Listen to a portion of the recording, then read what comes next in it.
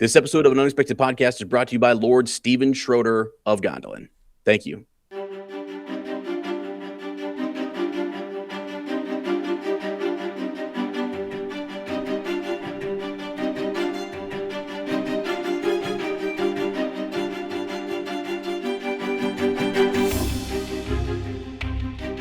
Hello, friends, and welcome to An Unexpected Podcast.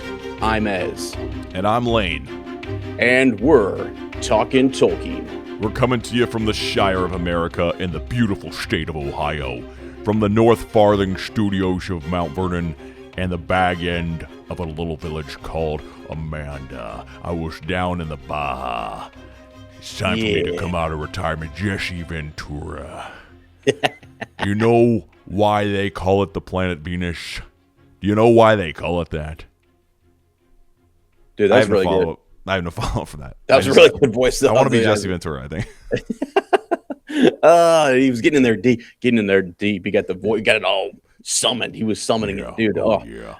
Hey, this episode, friends, we're talking about love at first sight. We're talking about Honeypot City. Is that what they're called? Honeypot. Is that what they are? Fly trap? What are they called? We don't know. We're getting too old, man. Venus something. Venus de Milo trap. Something like that. There it is. This is in chapter 4 of the Silmarillion of Thingol and of Melian. Couple of Thingles, couple of Dingles. Thingling and dingling around, man. We're finally at probably one of the, I think it's a chapter we all can relate. I tell you what, everyone listening to this podcast in some way can relate to this episode. Oh, for sure. Majorly. Yeah. And this is we have 85% of people with cream to talk about that. Yeah, we do. How we all relate. That's right, man. It's good to relate to your text too. You know, it's very important. What text? The text, sexy texty, the one that we're reading about. Oh, thank you. You see, you pull my phone over here. You sent me a sexy text. It ain't even Valentine's Day yet, son. We're still in January. Although it feels I love how you say Valentine's. It gets me every time. Every time, dude. It's every Valentine. SERP. I mean, I don't know. Like the words, I just don't. I just raised different than y'all. You, baby. Come on, man. Yeah, dude. Raised different, son. It's good. Goodness. Oh, quick counsel. How you doing, my brother? Dude, doing good. I've been down. I mean, down like over break. We had our Christmas holiday break and everything. You guys heard the episodes that we dropped on that. Phenomenal. I hate to sit here and toot our own horn and say they're phenomenal, but like I listened to them this morning on the way to work and I was like, good Lord, who are these fellers? these old boys know how to podcast. And then I thought to myself, 3 hours plus, like 3 hours and 20 minutes or whatever that one was or something. Yeah. And I thought to myself, that is, I mean, that's 75% of podcasting for like one episode. Mm-hmm. That's probably, if you're doing a weekly podcast, right? Mm-hmm. Most people do like an hour weekly podcast. Yep. We do that in one night. Yeah. And I'm just like, what are we? That's true. And that's why they have to be staggered and we have to drop them every fortnight or every month because Lord have mercy, we would. You imagine you put you put Lane and I on mics late at night, and you did it every week, which we did at one point. We did. Almost killed us. Almost killed us. And I know at this age now, it would kill us. It would kill us. It absolutely would. And stress is through the roof. So there ain't no way. But I just had to say, I had to toot our horns because those were fun episodes over break, and they were good because they got me through. Because my wife and son were over in Germany. Thank the Lord they are back. I feel so good. I was telling Lane. It was 2:00 in the morning. Well, it felt like it was 2:00 in the morning. It might have been a little bit later, 3 or something. I know here Lottie, she's the first one. She's up with him. Yeah. And he thought when he came back, the sun was shining. Yeah. He thought it was sunshine outside. And I thought, man, he could only see outside and be like, what's wrong? Why is it so dark out there? You know, like I thought that's what he would think. That's strange. Because in his mind, it was daylight. And you could see it on his face. You know, when the kids, they're really up and you're like, there ain't no going back to sleep now. Yeah, no, there's no, yes, this is it. The day has started. That was real. It only lasted a couple nights, though, and Lottie, man, she's good. Dude, she was so good about just like the routines, ba-boom, ba-boom, doing this, doing that. She's got me so sleepy. By 7 o'clock, I'm like, I ain't doing nothing. I'm like, it's bedtime for me, too, because she's got the music playing. she's she's rubbing him down with some lotion, so you got the scents going. You got the bath water, warm bath water. We just got him out of the bath water, and like I'm sitting here just like, and the lights are dimming down, everything. Oh God, it feels so good, and I'm just like, this is a routine we need like every night. And she's like, "Yep, I think we're gonna do this every night." So it's like being at Crick Hollow Cottage. I almost said college. Crick Hollow Cottage. You know, it's this time of year too. Sarah's been posting a lot about how like we get all fired up about the New Year resolutions and like trying to make big life changes, and she's like, "Man, this is not the time of year." She's empathizing with the sentiment that this is not the time of year to do that kind of stuff. We're in the thick of winter. It's hibernation time, and it's time to rest and recover, and like to go to sleep with the sun. We need that. I think we need that. So I think it's good that you guys, that's the routine. That's a good routine to be in. We need our sleep, man. We need our rest. It's very important. Feels good, man. You read all the time where you're looking at like all these health tips, and like always buried in the top 7 somewhere, either 4, 5, or 7, is sleep. And you're like, come on. I mean, growing up, like in your 20s, you're like, it's a joke. Sleep when I die. You sleep when I die, dude. Like, what are you talking about? Yeah. And then you sit there and you're just like, oh, if you actually want to live a little bit longer, you got to go to sleep. Because I went to bed at 7 o'clock, slept straight to 5 o'clock. Unbelievable. And this was last night for the first time in a long time. And I was like, dude, my body felt like stress melted away. The cortisol dropped. I didn't even know what cortisol was when I woke up in the morning. I was like, what? You never tasted it before. Never tasted it in my life, dude. And then I got to school.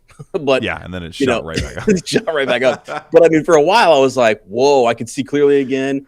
So just a reminder from Up Talking Tolkien, get your sleep in, friends, because if you don't, get some rest. And it is a good thing. I mean, but also I think too, like, don't feel bad if you can't get rest. There's a lot of, I almost feel the opposite of that. There's all this, I see all the time. It's like, you need 15 to 45 hours of sleep a night. I'm like, screw you, dude. What? Who is writing this? People without kids, people without hobbies, people without, I don't know, difficulties. I'm like, so I thought to myself, I'm not gonna feel bad if I can't get, 8 or 10 or 13 or whatever they're recommending a day, which is unreal. Like, you hear all these athletes who they don't cook for themselves, they don't make their own workout routines, they play a game for a living, and then they can just sleep all day, and they're like, I get 15 hours of sleep a day. That's insane. That's like insane. What, bro? Yeah, I'm like, that's good for you, man, but if you can't get there, just get as much as you can. That's how many nights do you think you've gone on 4?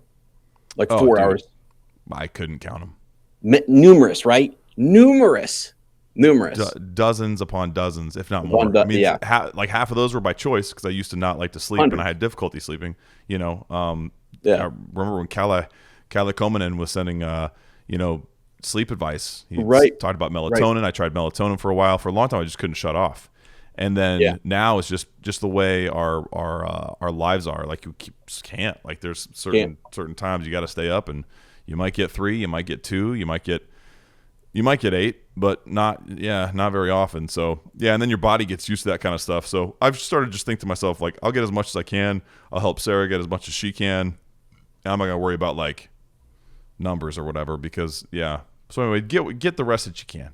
And then I've also thought too, I'm like, even if I'm just kind of laying somewhere and like switching my mind off, I'm gonna start viewing that as almost, I know it's not the same as sleep, but my heart rate is slow.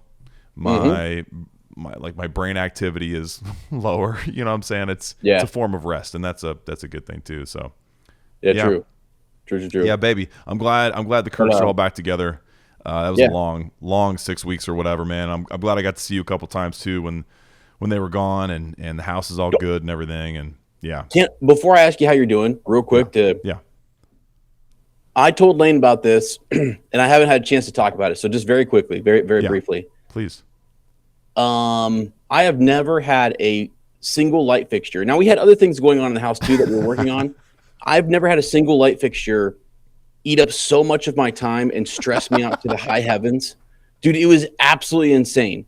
And I didn't send you the half of it, but like my dad got shocked. I mean, I put this in the group too. I was like in the House of Flowers, like letting them know. And it's just like there was some switchback, man. It was a double white and black wire. We didn't know what to do. We thought we did. Every time we had it connected, I'd go down here. I'd be like, Dad, like, flip the breaker, flip that bad boy on.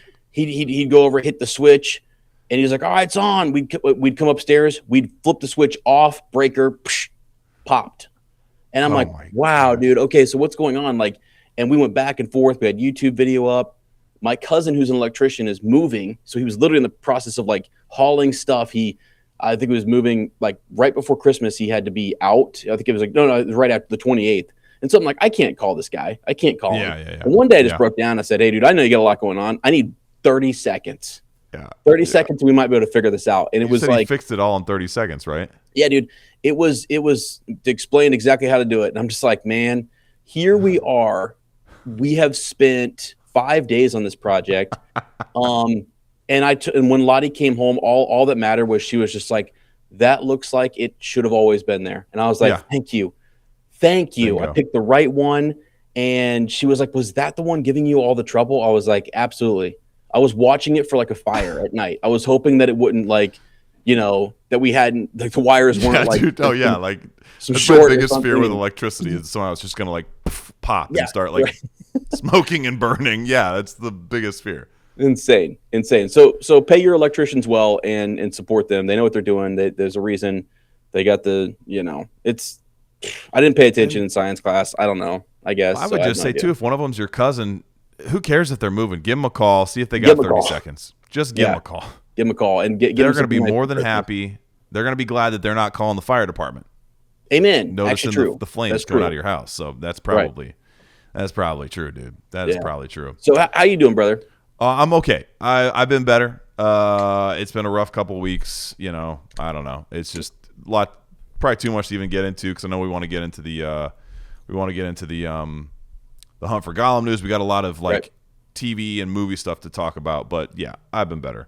I do want to make a couple shout outs. Jake Hodgson, happy belated birthday to you, brother. January 2nd. I felt terrible. I didn't send him a message on his birthday.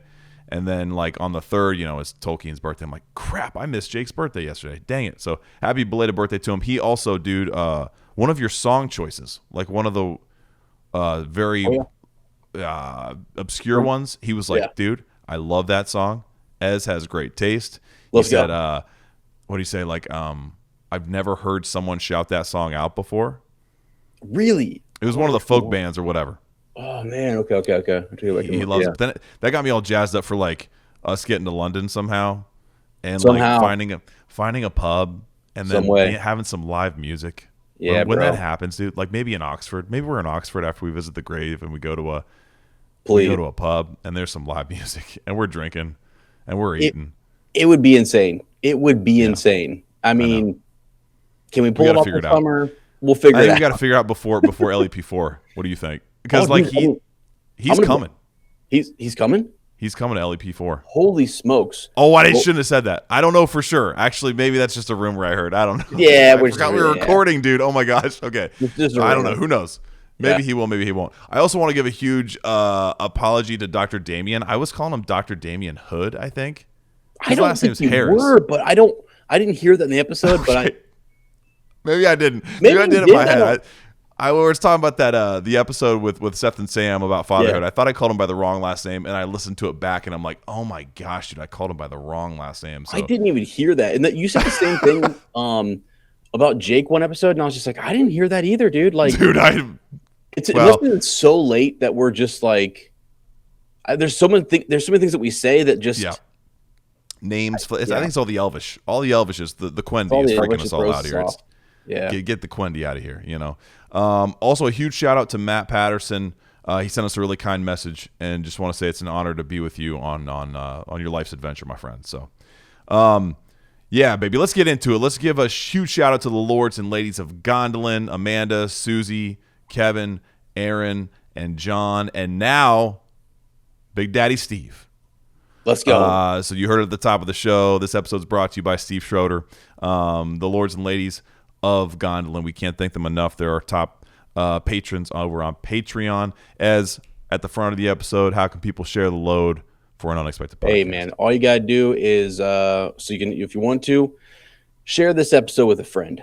Let's go. I challenge you. Number one. I challenge you right now to go share this episode with a friend and say, listen, this was a life-changing episode wherein which one of the top dog elves hangs out with one of the top dog-ass angels in Middle-earth land. Tell them that exactly. Say top female dog, because that would have been. Yeah, I said, yeah, okay. you say it how you think it's best to say it, friends, okay? You say it how it's best. You know Ez don't put words together, right? And then you tell them that Ez said, I want you here. I want you in here now. And that's how you share the load right there, friends. You pass it along, okay? That's all I want you to do. Yeah. I don't want you to do anything else. I don't want you guys to go. Club. Yeah, I don't want you to go in. I don't want no reviews this time. I don't want you to do it. I just want you to say, hey, look, friend, let me hook you up here, dude. You seem like you need some Tolkien in your life, okay? And I'm not talking about like, well, never mind. I'm not gonna say that. Yeah, I'm trying to. It's a new year. I'm trying to be more positive. Yeah. I don't need to. I'm the Tolkien tutor, okay? I don't need to flex any more than that. That's all I need to say. Speaks for itself. It really speaks for itself. You guys got to get them here. Yeah, it's still a free course. I mean, it's all out here. We put everything out here online for you guys. It's on the feed. I love how you said it's still a free course, as in like maybe in the future it might not be. Yeah, it might not be. Yeah, we'll go the Olsen path, and just I love that. If we're following his lead. Anyway, yeah. So that's how you can share the load. Just enjoy the episodes. Tell a friend. Grow the book club. Yes, it's pretty amazing. Actually, huge shout out to Robin McBroom. One of my roommates. Also, huge shout out to Dina Larson, my other roommate at school. Dina's husband, Eric. I think we need to have him on an episode. The only book he's read of Tolkien's literature, at least the first one, was the Silmarillion when he was a teenager. Wow. So we need to have him on an episode. He's a great guy. I think he'd have a lot of fun with us. And then huge shout out to Robin McBroom, who came back after Christmas and said, hey, Lane, Mr. Smith, come check this out. She's got a box set of leather-bound books, The Hobbit, Fellowship, Two Towers, Return of the King. She hasn't read them since she was like a teenager or something like that. Man. Maybe, yeah, something like that. And she was like, I think it's time. It's because we're always talking about Tolkien in our classroom. So, yeah, there you go. The book club's growing, and it ever shall. It ever shall. Good. Let's drop some Eves, baby. Let's drop some elves. Go, yeah, no doubt, yeah. Dropping some Eves. So we're going to talk about we talked about it a little bit last time, just the Netflix acquisition of Warner Brothers and all of its IPs and some of the implications. It was a 73-point-something billion deal. Chump change, dude. I mean, really nothing. I think one thing that we didn't talk about that I think, at least we didn't talk about on an episode, that you and I talked about, I also talked about it with Sarah. I think I don't know. Maybe this was always going to happen, but I think the whole Stranger Things finale being in the theater was sort of a test. I think it was sort of a test to see if Netflix could generate, not only interest at home through streaming, but also getting people into theaters and generating like ticket sales that way. And I think that because I'm thinking like all of these potential like films that they'll be able to produce and promote now, having obtained all these licenses, right? Like Harry Potter for one, the Middle Earth cinematic universe, that we're getting into. The Hunt for Gollum is going to be a in all intents and purposes a Netflix film, which is kind of crazy. So yeah, anyway, I think that was intentional, and I think it was not just so that Stranger Things fans could go see an episode in the theater, because that had never been done before with Stranger Things. But I think they're also going to do the same thing with Peaky Blinders. Peaky Blinders, The Immortal Man is coming out in this summer, this late spring, early summer, and it's another one that is going to be in the theaters first, and then it's coming to Netflix, which is, that's kind of what these other streaming platforms that are connected to, like HBO Max has done it before too, like where a Warner Brothers movie will come out and then a couple weeks later it comes to HBO Max first, So it's a little different than that, but I think that'll be an interesting aspect of this, kind of like a merging of typical like movie Hollywood with like new TV streaming in a way. Yeah. And so I don't know. I kind of wonder. I don't know how much this is actually going to change the way things are. I think it's going to be sort of a slow kind of fusion of these two services that we've always had. I don't know that it's going to make people go to the theaters more. I don't know if it's going to make people go to the theaters less. Like really, when people talk about wanting to go see a movie on a big screen, it's because it's an experience. Like the last time I went was Oppenheimer. Barbie and Oppenheimer were the last. No, I take that back. It was Nosferatu. Okay. Not to mention, I guess there's all those films that we go see with the kids too, like the old like Shrek and like Paddington and like kids films. So I think that's a huge one because like it's fun to take your kids to the theater. Our kids love the theater. It's really made me like love going back to the movie theater too, and felt very nostalgic. Like they love getting our big popcorn that we share, and then getting like candy and some drinks, and you sit there and they're glued, man. They're glued to it because it's such a. It's all the senses. Well, then we went to Superman this summer too. So I guess I've been to a lot of movies, honestly, in the last calendar year, more so than in previous years. And so it's coming back. I don't know. Yeah, it is coming back, I think. And I think it also just depends on the movie. Like if it's a movie that you want to see big and on the big screen, like, this month, the extended editions of our favorite trilogy is coming out back into the theaters. So people are going to want to go see that and see it on a big screen, especially if, some kids coming up, they never have, dude. This would be their first time to see it in the theater, Right. So anyway, all that to say, the Netflix thing is huge. I thought I had more stuff prepared. I don't really have more. I didn't do any more research. This is also something that's going to be developing for months. I saw something. It could take up to like 2 years until it's all the way finalized. So it's a huge move. There's lots of pieces. There's lots of studios and IPs involved. And lots of IPs. Crazy, dude. The IPs are A's all over the place. You know what I'm saying? They're A's, but I got to say, there's an IP that you and I talk about. Yeah. And that I'm telling you right now, they are going to capitalize. There is to dive us into, and I don't know, is there anything else before we dive into Hunt for Gollum? Because I don't want to. No. Because I'm telling you that, as you said, Netflix acquires all the different IPs. Yes.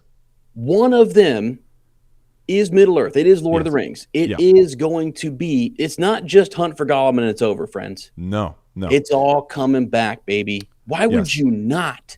Why would you? This is going to sound ridiculous, and people are just like, "Oh, you're going to milk it forever." Are you joking me? There are all these other places out there milking their IPs for everything they got. Yeah. And you're telling me, even if they did it, as I said many times before, even if it was an absolute train wreck, it is better than what was done at Amazon. And even if it's an absolute train wreck, I'm telling you, whatever they put out that comes from good old Tolkien, okay? Even if it's diluted and watered down, it will be better than 90% of the garbage that we have seen since 2015.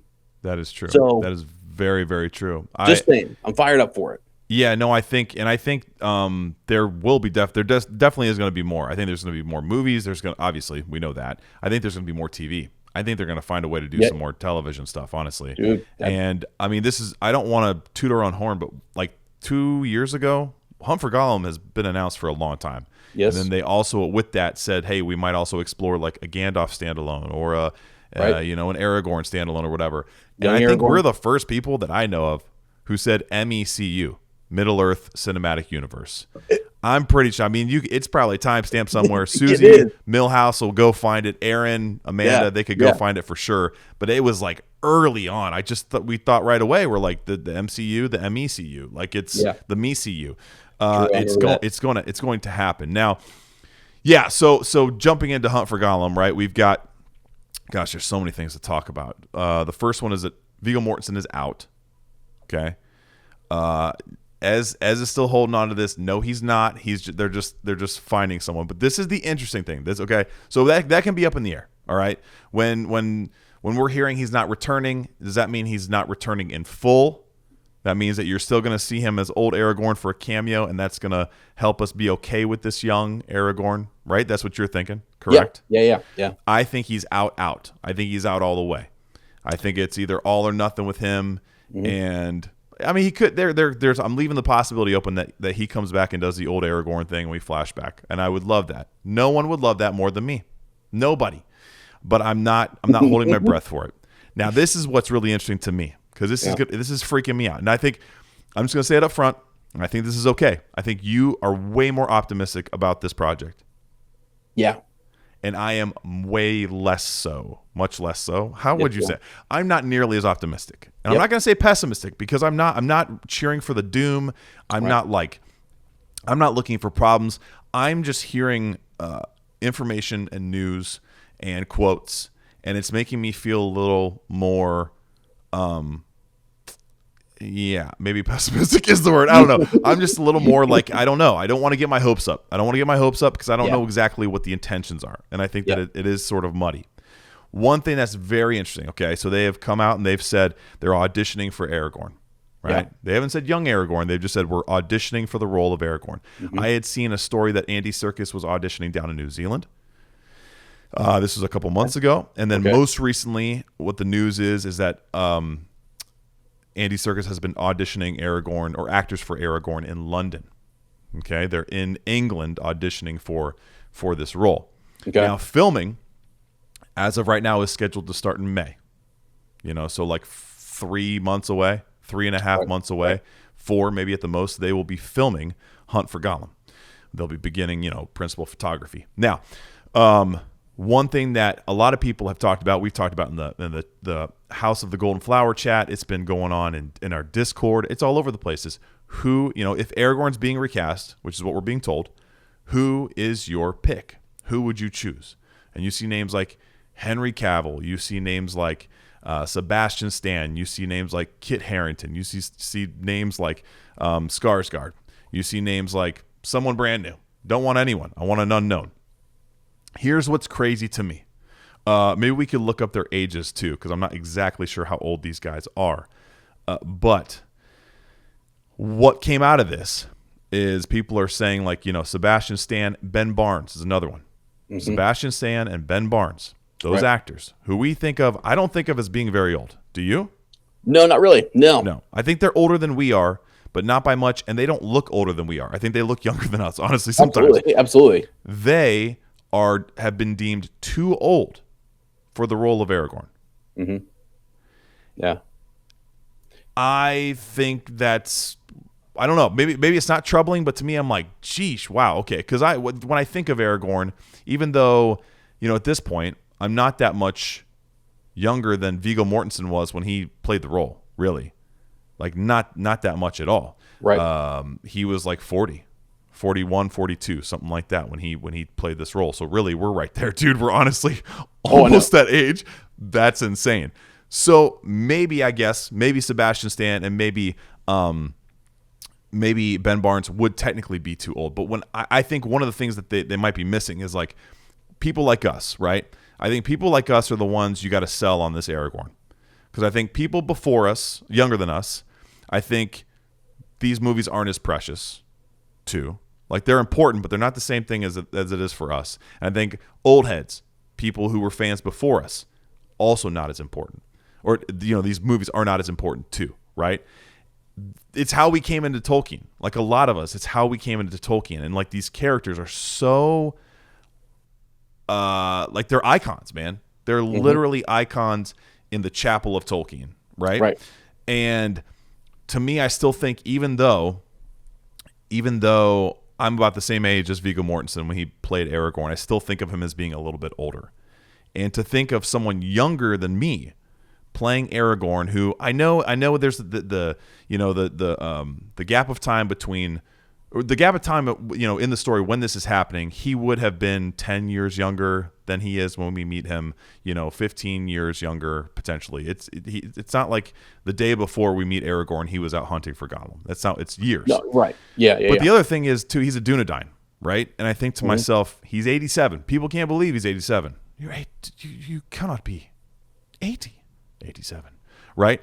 Right. And I'm thinking like, okay, so if he doesn't look 87 when he's 87, then going back a couple years isn't going to age him a ton, right? It's not going to make him look that much younger. And I know I'm thinking too much into this. I love Aragorn. I love thinking about this, but I'm like, man, I don't know.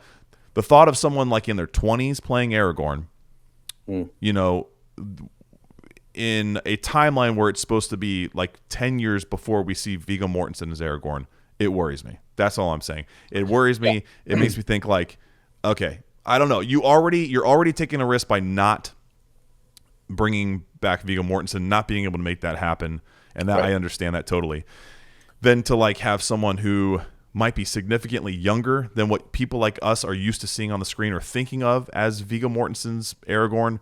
I don't know, dude. Like that's gonna all the ways that we can be taken out of the story for these movies are gonna hurt. I think it's gonna hurt.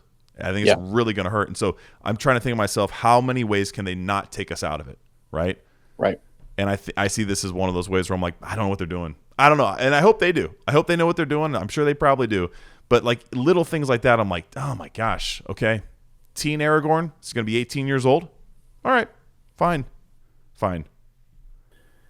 Yeah. So okay, let me say this to you. Okay, I understand your concerns. Yes. Your concerns, like it is. Yeah, it's a little different. It's like, okay, he's going to be much younger. It sounds like if Sebastian Stan, and who's 42, 43, obviously doesn't look it at all. I mean, it looks like he's in his early 30s. I mean, and that's the same age. Again, that's the same age approximately that Viggo was when he played Aragorn. Right. So if and by the way, let me just mention here too, the sources for this is the One Ring. So the onering.net. Right. That's the sources. Yes. It's actually a source that they claim is in the casting process. In the casting process. They claim that. They claim it's not just nobody.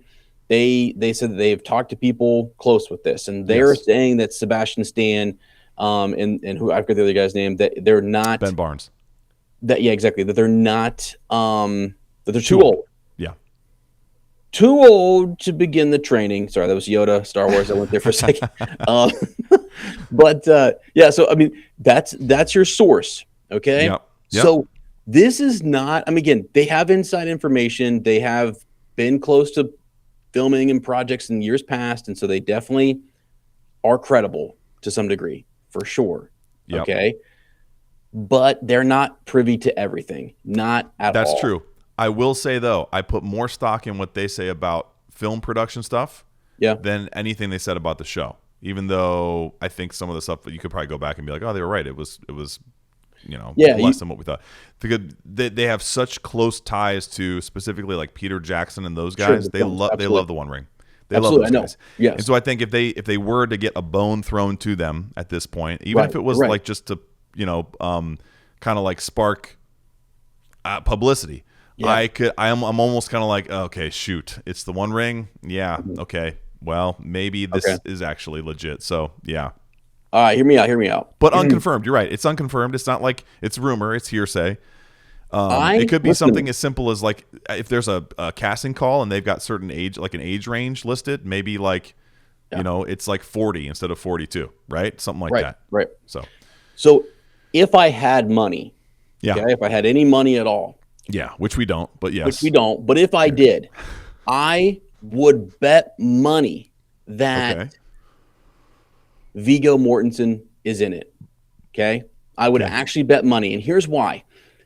There is no way that you set out to do this show and you're going to do it without him completely. I do understand that you're going to recast him. I bet money that we are going to cry our eyes out when it is him doing they've already done it. You've already passed the torch from old Bilbo to young Bilbo. Mm-hmm. You absolutely have to do that. That's not out of the question. Yes, they're casting a young Viggo. Why does that immediately say, well, a young Aragorn, now Viggo's out? It doesn't say that at all. Nowhere, no article has said it. People are inferring, well, Viggo Mortensen's out. But we've said here multiple times that, like, if you're Andy Serkis and you want to do this right, and you're Peter Jackson, you're thinking about this, and you're like, Viggo, we know you're against de-aging. We know you don't like that. We are going to recast you. Here's how we'd like to do it. Would you be would this be acceptable for you to be an old king reflecting on, like, on your last hunt, thinking about one of your significant hunts, that being the hunt for Gollum? Yeah. If they start it that way, gold mined. And the other thing, the reason I think that works and why they're smart is because if they do that, they recast a young Aragorn, and then they do exactly what we said years ago, which is they're priming us for a young Aragorn series. That's the only reason you go even younger. That's why you don't choose these guys. That's why they're not going to, because they want a guy who can go be Aragorn, and not just for one movie. They want this to be their next Aragorn for all of their properties going forward. We just said Netflix just acquired them. There's IP, there's money to be made here. They're beautiful stories, wonderful stories. So if you can have, like, again, that's why we love the Hobbit films so much, is because it didn't feel as jarring. You do have Gandalf as sort of the float in between. So I know Lane is not optimistic about it. I am more optimistic about it. I would bet money. I think it would be a pretty big fail. I think it's a pretty big fail if they don't do it that way. And I'm going to be very disappointed if they don't have Vigo in it to some degree, or whatever. There's just, like, I don't know why. Like, again, I started with the idea of, like, well, if Vigo's in it, then and he's DH or something, we could start at the Council of Elrond. Well, yes, Hugo Weaving is not going to be in it. I don't know how we get everyone else there, but I do think that it is. My next question is, does that trouble you? Does it trouble you that, like, it seems like Don Monahan's flying down and Billy Boyd's going to be back and Sean Astin's all it tells me is this, that they are going to do this after Lord of the Rings. It's already been done. Like, everything's been the ring has been destroyed. They're going to go to the Shire or close thereabout, wherever it was, the Aragorn Fourth Age. Right? Yeah. Wherever he was willing to go and meet with them, and they is exactly what you have outlined in Concerning Hobbits. Yeah. And they're going to meet with him, tell some old tales. It's going to be crazy nostalgia, and then we're going to reflect back on Gollum and that hunt in that situation, a story that was never told, a tale that was never told, and that's what's going to happen. And we're going to flash back to. He's going to think back of him on himself, on his younger self, whoever they're casting right now. That is young Aragorn, and that's who we're going to see. If you don't do it that way, I'm telling you, we are diehards. We are diehards. Would we? That is what we're asking for. That's what we think common sense would do. If they find another crazier, better way to do it, or even if they use Vigo's voice, if Vigo comes in and voiceovers and does narrate, like, that would also be fitting. That would be a very great way to kind of go into it. So in some way, he is in it, and we are going to cry our eyes out when we hear his voice or we see his face. One of the interesting wrenches is the involvement of Elijah Wood, right? Because that whole Fourth Age thing, he wouldn't be like that wouldn't apply to him, right? Because he's gone. He's gone. He's sailed on. Same with Gandalf. Yeah. So that means that we're going to see Gandalf. I'm guessing with Frodo. Now maybe they just recreate, like, when Gandalf leaves, and it's like a little pickup from when, he tells him to keep it secret, keep it safe, and it's a nice little short cameo or whatever. That's not gonna, because even Elijah Wood, I know he hasn't aged hardly at all, but it's like he is obviously older than he was 17 when he started making these movies, as Frodo in the Fellowship of the Ring and the trilogy. So that's another one where I'm like, okay, are you worried about Ian McKellen playing as Gandalf? Am I? Yes. No, not at all. So one thing that the films do is that they do skip over, 2 or 3 years, where Frodo, after they come back, and so we don't see this. We don't see this. It's 17 years. Is it 17 years? 17 years, because he's 33. He's 33 at Bilbo's 111th. And then when he leaves the Shire, eventually he's 50. I mean, after they destroy the ring, the ring and they go back to the Shire. Yeah, they're in the Shire. They free the Shire, right? Yeah. Saruman is there, right. And after that, Frodo stays in the Shire for how many years? I think it's 2 or 3, something like around those. Yeah, it's a while, because he helps cover. Yeah, we could look that up, but I mean, he helps cover his mare, right? And then he is there when Eleanor is born. He witnesses that. He's the one who actually gives Eleanor her name. Frodo is the one who names her. Yeah, so it's a fair bit of time. It might be like 5 years or something like that. Yeah, Yeah. I don't know if Aragorn. I don't think he shows up during that time. I'm No. not so sure that he does. No, Right? he At never. all. Yeah, he never comes He to never the comes back. Shire again. Anytime Right. they see him, yeah, it's outside of the Shire. Yeah. Outside of the Shire, but does he ever meet up with Merry and Pippin and Yeah, and Sam, I think even. I mean, it's kind of what I wrote into Concerning Hobbits, where he went to Lake Evendim, where they had like this palace, and it's like north of the North Farthing. okay, And yeah, I think they met there because he wrote the King's Letter was essentially him setting this decree and saying that like no man shall ever enter the Shire again because of what was done to the Shire at man's hand. And as page out of Tolkien, there. And as he even said, he was like, as an example, even though I long to go there, I won't set foot in the Shire ever again. Interesting. I bet you many Lord of the film fans, because I've heard you talk about that before, and I knew that was in Concerning Hobbits, to some degree. Yeah. I was wondering to myself, because that's the way and again, as you said, Frodo and Gandalf are gone. Yes. At that point in time. But would I be cool with a little fib and they're still around? And he does show that happening comes a little bit earlier. Okay, and Frodo is still there. Gandalf is still there. I'd be okay with a little bit of time shifting. I mean, heck, we're actually doing a whole movie to fill in a 17-year gap. Like when we originally saw the film, we had no idea there was a 17-year gap. Right. We assumed, we had no clue. So again, would I mind if they went back and said, actually, after we settled down there for a bit and before we went to the Grey Havens, here's that moment where Aragorn comes in and you could still tell that tale. You're already filling gap. You're already jumping into, we see, keep it secret, keep it safe. Gandalf's just riding across the land. Yeah. A couple of these cuts. And now we're going back and saying, okay, well, actually there was 17 years in between there. And we're all going like, okay, yeah, we know that there is. And we're going to willingly jump in there and believe that. So I could easily believe that, like, yeah, there was a little bit of time before Gandalf and Frodo left, and maybe Aragorn comes back as king, makes his decree about the Shire, and has one last little tale. And you see this sort of longing on Frodo where he's, maybe even Gandalf is saying something to Aragorn about Frodo and how they'll need to leave soon and all that kind of stuff. And they make inferences, or they reference their later leavings. And it seems like Merry and Pippin are sort of like, wait, what? Like they're starting to catch tidbits of it. And like, again, if you did all of that and you had all the right people, and there's a way to do it. That's why I'm down to be hugely optimistic. And people are like, Ez is going to get crushed. I know people are listening to this going like, Ez is going to get crushed. What do you write this movie? I mean, that's yeah. I don't want these things I don't want these fears to be realized. I don't want to be right. Like I'm not. That's not one of the. I think a lot of people they do this because they're like, yeah, see, I told you it would suck. I told you they would butcher this. I know you want this to be a hit. I'm just like, I see all these things, and I'm just like, instead of being like, oh, let's go. It's so funny because it's like the opposite of Rings of Power. Leading up to the Rings of Power is all very exciting. We're like, this is amazing. Oh my gosh, what's gonna happen? What is this like? Dude, the suspense is so great.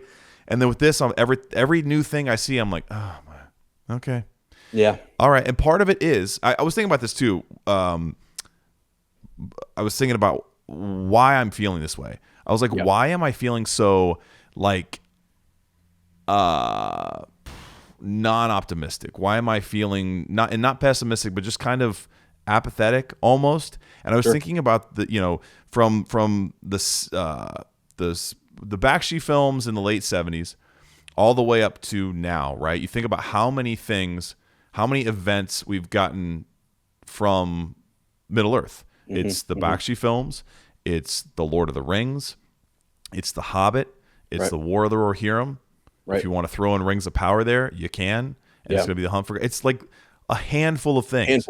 In 50 years, it's been a handful of things. And so it's not like an oversaturation thing. It's not like probably in the Star Wars universe where it's like there's so much stuff now that it's like it's easy to be like, this crap sucks, this stuff is awesome, why don't they go more this direction? Well, why don't they lean into this? Now it's people who are like, well, now there's too much. There's so much now that it's diluted everything, and it's just a mess because there is so much. But I think to myself, part of the problem I'm having is like, there's less stuff. It's sort of the opposite of Star Wars. There's so much less stuff that almost all of the experience is built in anticipation. It's like looking forward to something. It's theorizing on what's going to happen. It's by the time you go into the movie theater, or the time you sit on your couch for another season of Rings of Power, whether you have high hopes, low hopes, or no expectations at all, they are still expectations. Yes. Right? Yeah. And they're so heavy, especially when I think the further and further you go from the trilogy, it just gets worse and worse and worse. Like that was something that was very interesting about this Hunt for Gollum movie, is people are going back and they're finding this quote that Peter Jackson had in the appendices, and he talks about this, and he's like, if I had more time, this is back in like the early 2000s, like when these movies were coming out and they were filming the behind the scenes footage. He was like, if I had more time, I would make a movie. He's like, there's kind of like a movie right in there in that gap of time when, Aragorn and Gandalf, they go hunt for Gollum. And if I had more time, and if we, if it could have worked, we could have almost made a standalone movie right there. So this is something that he thought about for a long, long time. My thing is like, again, so I think part of what it is, I feel fatigued from just like all of the anticipation, I think, mostly. Is it it's kind of, it doesn't get me excited. And part of it is Rings of Power. Rings of Power fumbling is scarring, right? So that's in the back of your head too. You're like, how are they gonna? And The Hobbit was great, but there's so much stuff in The Hobbit where I'm like, like, and it doesn't, like, especially when you figure out, dude, there are so many. I got to show you this. There's a lot of deleted scenes from The Hobbit that didn't even make it to the extended edition that they have resurfaced, and it's like, oh my gosh, why was that cut? That was a beautiful Bilbo moment, reflecting on home, talking about these things, and they cut it, and it stayed on the floor, and it resurfaced somehow, but it wasn't ever a part of any official thing. And it's like, what was going on? And part of that is like Peter Jackson had to scramble. They were set to make these movies. Del Toro left. They didn't give Peter Jackson the same production run up that Del Toro had, and so he was literally doing pre-production stuff while he was filming. It was a mess, right? He wasn't going to try and make Del Toro's movie. He was going to, he wanted to do his own, whatever. But yeah, I think part of it is just like a fatigue with all the anticipation, and I feel kind of tired of like thinking about what is this thing going to be? Because then I don't know. It's a lot of pressure to put on once every decade events, And I think that's almost why I wish they would just go do something else. Just go to it. If you're going to go back to Middle Earth, find a different well. Go to a different well. And that's another thing that has, Elijah Wood just came out, was just interviewed, and he was talking about this, and he was like, it really is like getting the band back together. Whether it's the creative team or the actors, he said pretty much everyone who was involved the first go around is in this time. And I'm like, there it is, man. This, like, again, I have this overwhelming feeling they're doing this for them and their nostalgia more than they're doing it for Tolkien, more than they're doing it for the fans. And that's great. And that's their prerogative. They have every right. But I don't know. Like, if that's the case, okay, that we like, and we haven't seen anything yet. That could be absolutely, and we say, okay, that's the case. If the movie comes out and it's trash, we're gonna let them have it, buddy, because that's like, you're like, okay, I'm glad you had fun, but I'm at what cost? How much money did you guys spend on this? Right. Who, like, if this is this, and then it's a part of this fandom, and it's gonna be I don't want it to be the laughing stock. Yeah, I don't want it to be the laughing stock of this universe, right? Don't you want it to kind of like feel important? I want it to feel important. I want it to be rewatchable. Oh, right? For sure. Like, I want it to be, yes. I don't even care what it is. I mean, I want it to, in some ways, I feel like, I think I've rewatched, honestly, for, The War of the Rohirrim more times than I have the Hobbit trilogy beginning to end. The Hobbit trilogy, I will find bits and pieces that I really like, and I will rewatch. I've rewatched War of the Rohirrim like 2 or 3 times in a year. Yeah. Because it's like, okay, it's different, but it complements, and they took almost a chance, and I like that they took a chance. I like that they tried something different. Someone mark this down. This is January 16th, okay? Clip 2026. 2026. Yeah, that's right. Ez said it here first, okay? if I am an executive and they're like, hey, they come, I'm like, I work, I get to throw this all together, and they're like, we have this IP, we have the rights to make films and even some TV shows if we want. I don't know, can they make TV shows? I don't even know if they can on the Third Age stuff.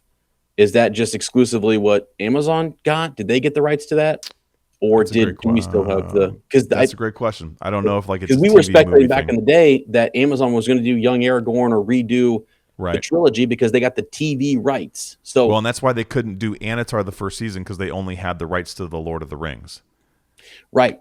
And they were pulling from the appendices. So I don't know the distinction between I think what Warner Brothers owns is film rights. Film rights, because I think back in the day it was there was the film. I mean, it was the 70s, the films, or even the 60s actually, because Saul Zaentz is the guy who bought the rights, and Tolkien was like, go ahead, have at it. You're going to fail. Okay. So, yeah. So I have the film rights, and then I can make films. Yep. And I basically get this shot to, I could do one of two things. I could either get a whole new team. Yep. Maybe Peter Jackson is involved. Maybe he's not. Yep. Maybe I ghost him just like Amazon does. Maybe, but whatever. And I say, okay, we're going back to, we're going to figure out how Rohan came to be. Rohan, Gondor, we're going to go right to that story. That's where I want to go. And I want to make this type of thing. I could do that. And people that's bold. That's this sort of you're making a move that is, it's got risk. It's got some risk. People might not be into it at all. They might not be, it could be awesome. It could be the best thing ever. And you could tell some stories with it, whatever. Or my next option is get the boys back together, get the band back together and say, okay, we want to do, I know actually we're only going to do one film with the band, but I want Andy Serkis I want him to take over. He's reading the Silmarillion. He's back. He seems to be involved in it. He's now a director. He's going to direct this film. It's Hunt for Gollum. And we're going to get everybody back together. We're going to pass the baton to a young Aragorn through Vigo. I would make that a mandate straight up. That's what I would do. Mm-hmm. And then so we have him pass the baton. They're all there. Blah, blah. It's all good. Feels good. We go. We see Legolas. We hunt him down. We've even got, what's her name? Tauriel. We got everybody. And so, boom, we did it. Nostalgia hit. It's gonna be great. He ends up going to Moria. Glorfindel's chasing him. The Balrog's in there. The whole 9 yards. It's insane. And then after that, I'm setting us up for, guess what? That new Aragorn that you saw. We're gonna do a young, Aragorn trilogy, and that's what we're gonna do. We're gonna go hit young Aragorn, and we're gonna show you him growing up and the pressure on him and all that kind of stuff. What else can you do? I'm thinking, unless you want to go back to second and first age stuff, if they have the rights, I don't know if they do. It's just third age rights. I don't know if they have second age rights, or maybe they do, maybe they don't. You have to tell some stories there. Otherwise, we're done. We're done. The stories are over. Yeah. Well, I redo Fellowship and Two Towers. Yeah. I just do a complete redo. I think the one key they could have into doing, and I have to look up the technicality of the rights, but if they have the Lord of the Rings in the appendices, then all that appendices information they can interpret as well. I mean, that's first, second, third age, fourth age. That's the whole timeline. Amazing. Right. So that's, again, I mean, I think it's exactly what you said. It's like that. I think they see that those only two options. Either we go back to what was lightning in a bottle the first time, or we don't do anything. Or we don't do anything, because the only thing, if you only have, this is it. If you have this shot and you made the decision, Ian McKellen's about to die. Sorry. Yeah, but he's 86 or something. He has said that. He's like, they better get me a script before I go. That's, I'm like, he said if he dies playing Aragorn, Ian McKellen has said if he dies playing Gandalf, that's fine with him.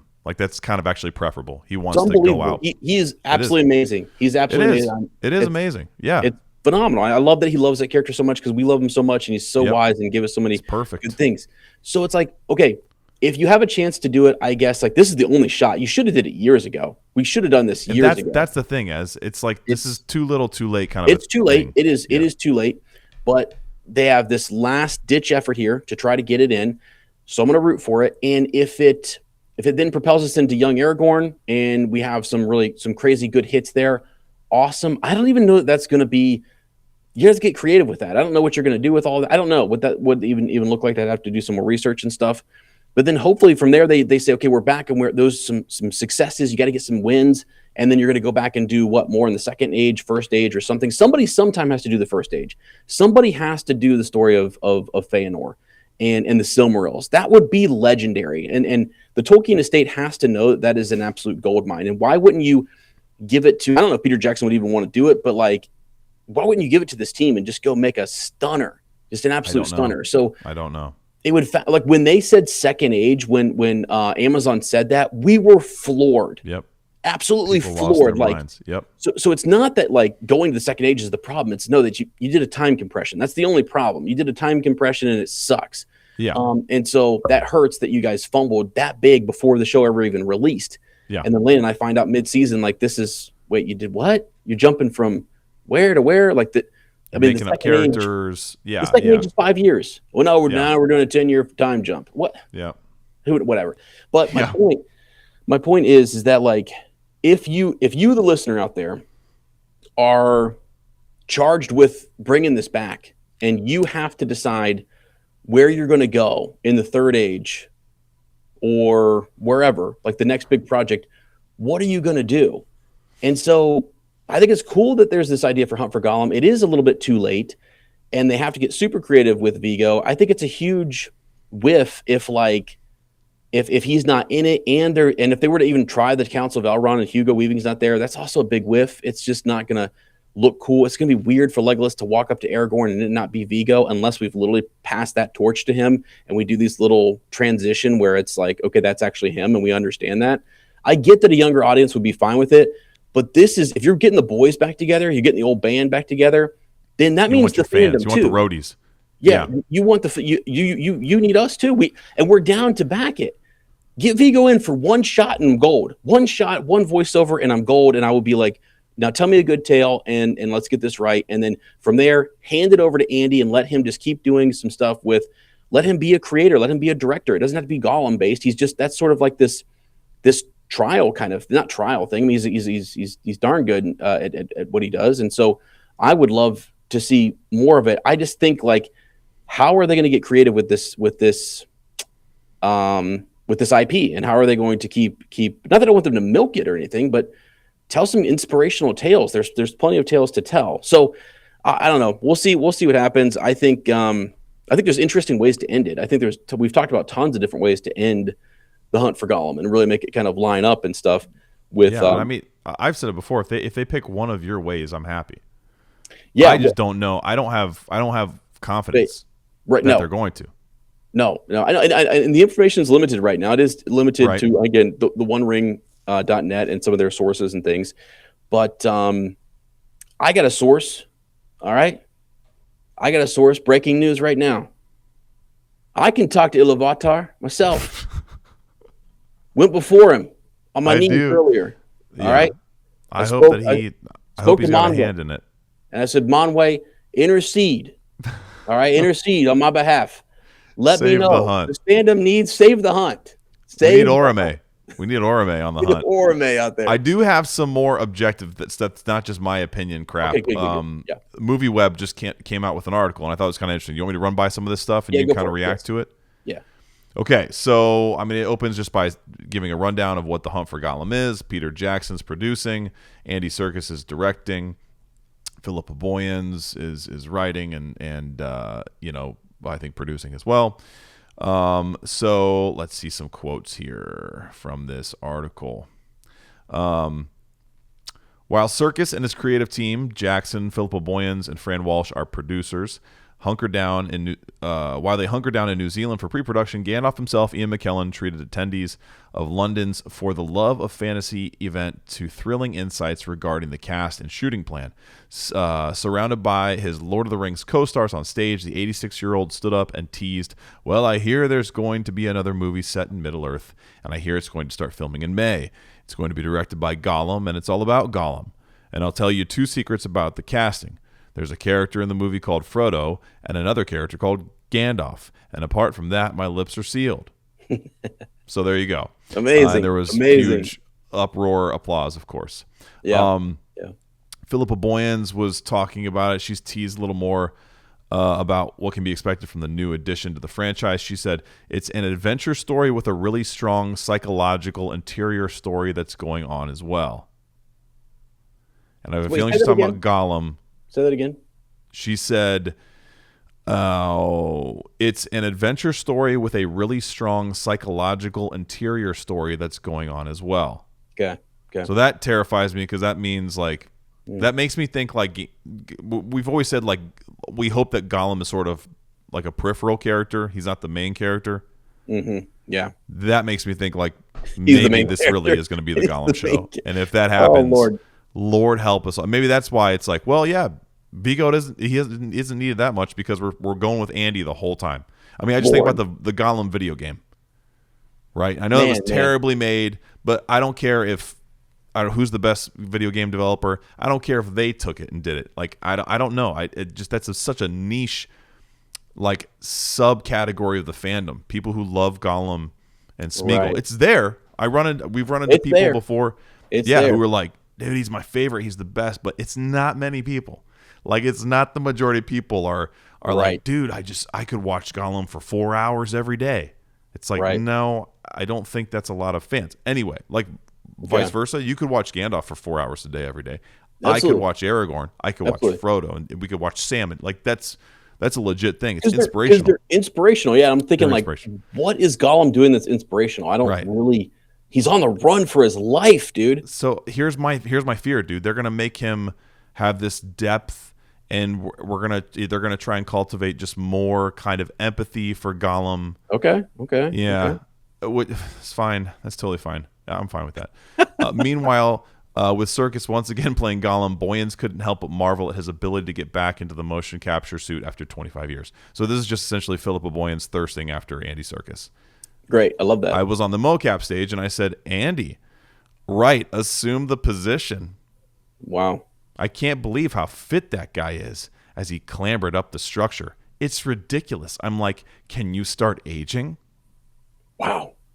This is like part of the story. It's just to me. I'm like, wow. This is promo. This is promo for the film. This is promo. So dang, dude. Dang. Okay. All right.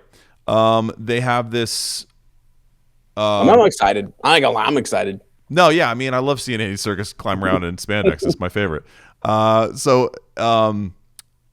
They say here that like while Peter Jackson's movies will be returning for the hunt for Gollum, it looks like one person who will definitely not be returning is Aragorn actor Viggo Mortensen. While the actor himself said he would potentially return if it worked for the story. Speaking to the playlist, Boyens claimed it was Serkis's intention to bring back the Danish actor. He's not Danish, he's American. But anyway, honestly, that's entirely going to be up to Viggo, collaboratively, and we are at a very early stage. I've spoken to Viggo, Andy has spoken to him, Peter has spoken to him, we've all spoken to each other, and honestly, I cannot imagine anyone else playing Aragorn, but it will be completely entirely up to Viggo. Wow, putting all the blame on it. Gee, you see that? It's like, it's up to him. It's not up to us. It's up to him. It's like, well, okay, you could also, anyway. I know Andy wants to work with him, but also, we don't see this as like using AI. This is about a digital makeup. And whether Viggo does it or not will entirely depend on how good the script is. Why are those two things? Let me ask you a question. Dependent on each other. Yeah. This seems like it was a while ago. When was this? Do you know how long this was ago? I don't think it was. Okay. The only reason I'm asking, it says like January 9th, 2026. January 9th. So a week ago. Are they referencing her talking about stuff from a long time? Because she said we're very early in the process. So she said this in 2024. She said this in 2024. Yeah. Okay. Yeah. So this part is older. Sure. So and the reason I'm asking that is because like, how would you even announce Hunt for Gollum and not have talked to Aragorn and Viggo? Right. Yeah. I mean, I don't know. I don't know. How do you not have? It's actually just a very straightforward question. How do you announce we're making the film Hunt for Gollum and we don't have Viggo on board yet? Well, I think they just kind of said it. They're like, it's up to him. If he wants to come on back, it's not up to us. It's up to him. That's what I'm saying. That's absolutely. You're telling me that so you're saying, hey guys, we're going to make Hunt for Gollum. we're making it. Right. That's a fact. We're making it. Have you talked to Vigo? Not yet. Well, we're talking to him, but so what? You're making it, but he's not yet said that he's on board. Well, that's a train wreck. That's a terrible. That is a terrible way to go into a film. So you basically are demanding that like you're like Vigo is not involved. You basically said we're making Hunt for Gollum. We know he's the main character who hunts for Gollum. We haven't, we're asking, it's in the early stages. We're asking him right now, but no. You've already told us you're making the film. And so now it's, like you said, it's like, it's on him. If he wants to, he can. If not, we're going on without him. Yep. If this is a head scratcher, because that is what they did then, isn't it? That's what they did. They basically, are they trying to strong arm him into it? Like that's. Yeah. Well, it kind of almost sounds to me like they're just sort of, I feel like they're kind of like, positioning, really. They're sort of saying like, I mean, we did everything we could, but Vigo didn't, like almost kind of making him the scapegoat, I think, in a way, which is even more messed up. They're like, well, we tried, but it was up to him and he didn't want to be a part of this. So that's why, if that's why it stinks, that's why. Really, you know what I'm saying? Really, it is weird. It's really strange knowing that they like we already, before that was ever even announced, you instantly were already, and I've already seen it here on Reddit, people are like, he's anti-de-aging. He's been anti-de-aging for a long time. Yeah. Since it's been a thing, and he's just not a fan of it. So he doesn't want to do that. He's been like, hey, if I'm not right for the story, the part's not right, he's out. That just, I don't know, that stinks. It smells bad. And I hope there's more to that. We're just kind of like maybe missing, there's other things that are not being said that are being kept secret and safe. Yeah. But it doesn't sound like it. So no. Who knows? So he goes on to talk about, this is about a digital makeup and whether Vigo wants to do it or not. Depending on how good the script is. Again, I don't know how how are those related? I don't know. The story versus like the makeup tools that you use to tell a story. Those don't have to be the same thing. He could love the script and then them say, hey, we're going to de-age you with technology. And he'd be like, no, then I don't believe I'm out. Yeah. You know what I'm saying? So I like this script if it was 20 years ago, like when I still looked and was the same age, that's understandable too. And he doesn't have a script yet is what they said. So this, again, I got your great point there. Good catch. This was in 2024. So the script wasn't finished yet because we know the script was just finished within the last year. And he doesn't have a script yet. So to be fair to Vigo, let's see if we write a good enough role and that he can find enough in it to see that it's a performance he wants to take on. After that, it'll be between Vigo and Andy of how that is achieved. That's unbelievable. That's unbelievable. It's weird, right? It's a weird way to do it. It's a weird way to come out and say that stuff kind of publicly and be like, no. You don't even announce you go to him first. You go to him before this is even announced. And like, if he's already telling you, I don't know, there's no way, like even the idea, I don't know, man, that is strange. It's weird, right? Yeah. So, they go on to say that what we talked about earlier, the OneRing.net on X suggests that due to the movie's place in the Lord of the Rings timeline as a bridge between The Hobbit and the Fellowship of the Ring, that's not entirely true. A new, younger actor will be looked at to play Aragorn. The site states that Aragorn... Oh, I just clicked an ad. Sorry.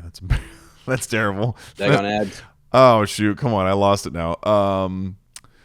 Aragorn will be recast with auditions now being held in London and New Zealand. It's also suggested that unknown actors are being considered as well as more established stars. At the time of his casting, Mortensen was not a household name, right? Anyway. Yeah. Okay. That's pretty much all this article has. So, yeah. Okay. Anyway, very interesting. Yeah, you're right. I mean, that does kind of sound like they're sort of strong-arming him or trying to not pressure him, but again, or kind of how I'm feeling, like sort of scapegoating Vigo, where it's like, it is weird. It's weird. One of our listeners, I can't remember who it was, they commented on something we'd posted in a story or something related to this, and full credit to them, whoever they are. I just can't remember, and I'm not going to take a second to look it up, even though I'm talking about it. They said, this is just another ploy to keep the rights. In the same way that War of the Rohirrim was another ploy to keep the rights. The one thing I have questions about that is, what's the point? Are you literally just going to put out stuff every so often so you keep the rights so no one else has the rights? Well, see, Because that's just such a waste of having the rights in the first place. I'm like, yeah, one of these times you're going to have to actually hit a home run. Like, you're going to have to come back, and you can't just hang on to the title forever. well, You can, but you're going to lose your fans in the process. Yeah. We're gonna sit here. I mean, it sucks for us because we won't get to see some really good projects. Like you said, it's been 50 years, and you get a handful of projects from this. And it's like, man, it's so inspirational. If there's any way to take people back to the text and to the book itself, I mean, I think all the actors and the crew and everyone, you read it and they probably sit around and like they're in it and they were a part of it. And like Tammy, it's like you probably have this book on your shelf, right? And it's Tolkien, the man. You helped put his story into live action. It's amazing. But I think what you just read to me is very interesting and kind of telling. So if, as you just said, they must not have a plan then after this, because I'm thinking like you kind of are telling Vigo, hey, we are going to, if you're Andy and you like producers or some executives are saying like, hey, we want this to be like a stepping stone to pass it off to a young Gandalf, a different Gandalf and a different Aragorn, so we can do something cool later down the line. This is our last chance to do it. So let's set it up with those guys. If that conversation hasn't been had yet, that's unbelievable. That's unbelievable. Yeah. And as you're saying that too, I'm thinking to myself, if you're going to recast them anyway, you almost might as well just, again, make another War for the Rohirrim thing, War of the Rohirrim, all these little, take artistic, creative chances to the point where it's been 50 years since The Lord of the Rings came out, and then do a full reboot. Yeah. Do a full reboot, do the trilogy over again, and then you can have a new Aragorn that you can do in 1,000 different movies. Sure. And again, I think at that point, who knows? I feel like people are already kind of over like this extended universe thing where it's like, we've got the original and then we're going to build it out forever until you're sick of it and you end up hating all of it. Like, I think that's kind of, it's been going away, I feel like, anyway. Like when people announce like all this new Marvel stuff and to some extent even the DC stuff, I'm like, I don't even pay attention to it. And I used to love that kind of stuff. I hear it now and I'm like, oh my gosh, dude, it's like soap opera. It's like, how many of these things can we do with every single one? You're cheapening what came before it. And so I think, okay, but here's something that I thought about too. You know, you have that great question of like, what do you do? What do you do? And you know me, you're the same way. I don't like when people complain without a suggestion. If you complain, you're just like, well, it's just not how I would do it. And then you go, well, how would you do it? And they go, well, I just wouldn't do that. It's like, come on, man. If you're gonna be critical of something, do it respectfully, but also like have something up your sleeve. I think fans have done it better. There is a fan film called Born of Hope. And it is about Aragorn's mom and dad. Okay. And like, I think you told me about this. Yeah. It was I think largely invented because I don't know how much information is even really Tolkien even wrote about those two. But I think to myself, if you wanted to like buttress into the trilogy and you wanted to focus on Aragorn and you wanted to recast someone, or you wanted to cast someone who was kind of Aragorn like, you get his dad. You like have Arathorn.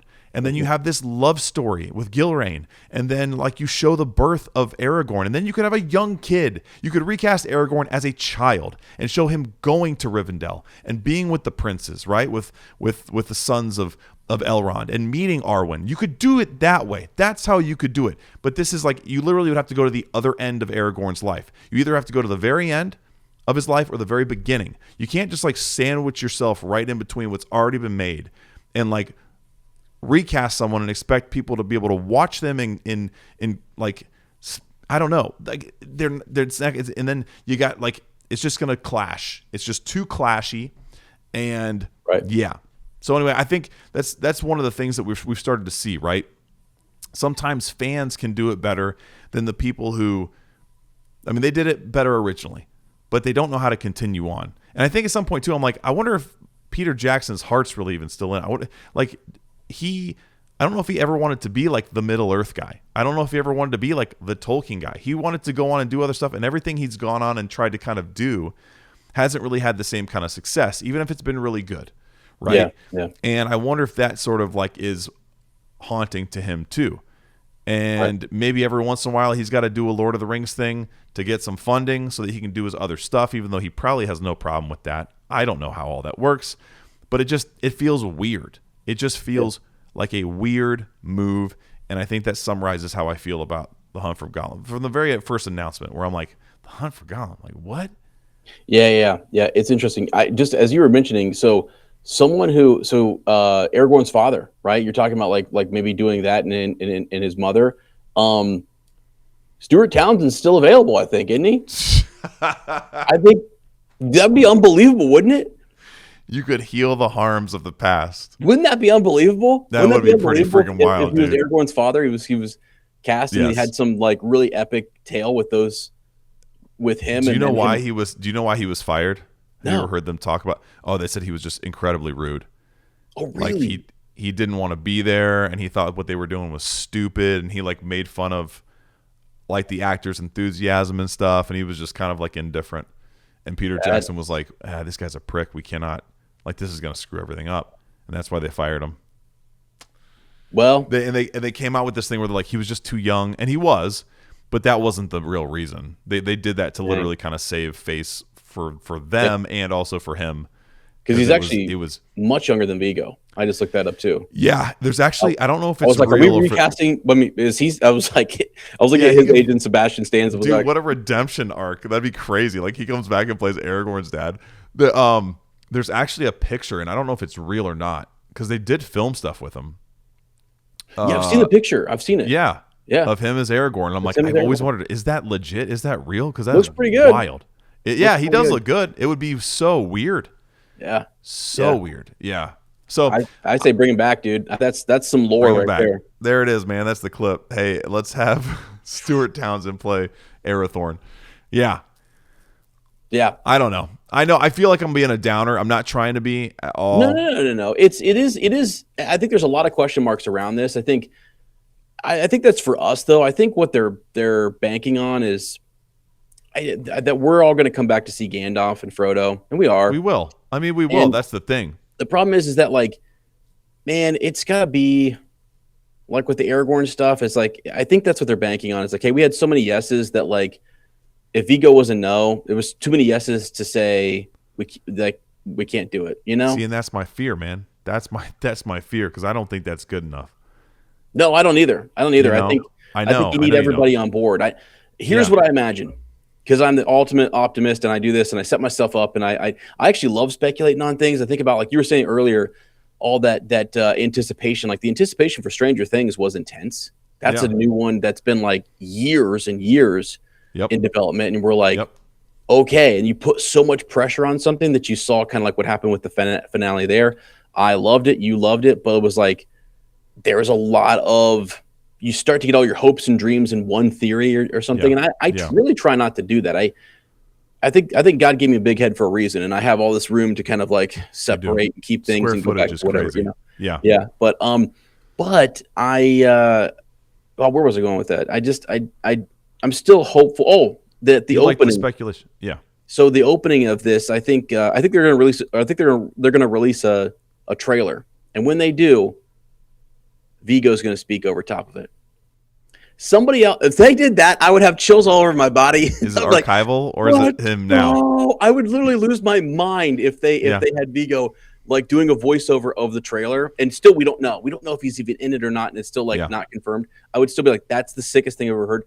Or what I have read here recently, I was reading somebody said that like he might be coming down as a director, and that he might agree to come and direct, and that he might be willing to help.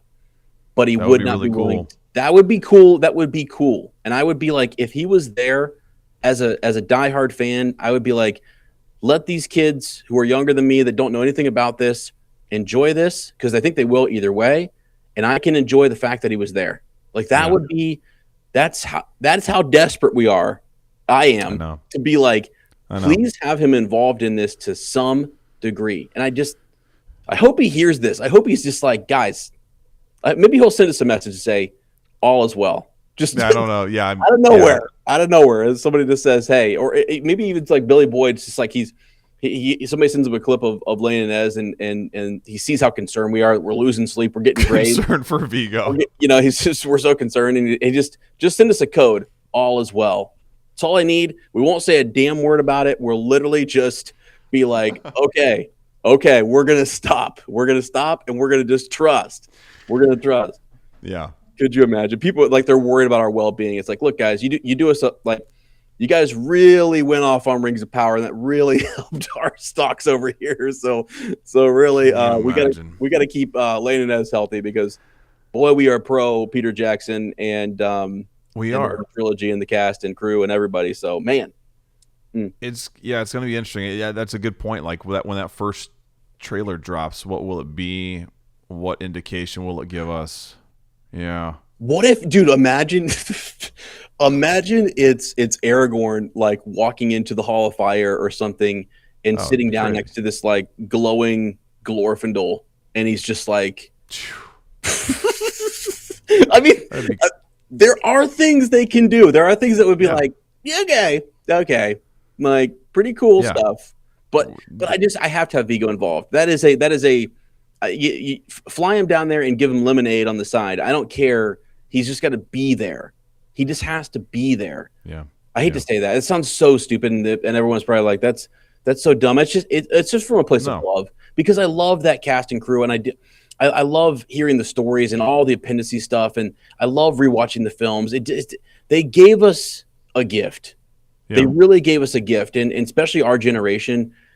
And that's why we care so much about it, And that's also, and again, a little apology to some of the Rings of Power stuff. It's like that's also why it hurt so bad, because we were given some gift, and when we were extremely critical of those guys, and so sometimes I'm sort of like, you know what, it is what it is, man. I have my pie. I've had it. I get to eat it every day. Yeah. It's an extended version of the pie. It's so good. I should need to stop complaining. Yeah, I had my hopes, but like, you know what? I gotta let it go, because it's really just I'm blessed. We're blessed. We're spoiled rotten with a good trilogy, two good trilogies. Maybe we talked about this too. Like maybe that's part of the problem too. Is like spoiled. It's so good that like this is what I come back to thinking is like when you were like, you could do this or you could do nothing. I almost anymore am kind of like, well, if you're going to do that, just do nothing. Just do nothing. I know. Just do nothing. Like, I think about the classics, right? Like, a lot of these classic movies that people, they only grow over time. And nothing can, like, take away from what the trilogy is. Like, that's not what I'm saying. No, I know. But, like, they didn't have spin-offs. And they didn't have, revamps 30 years later. They didn't have, they just were.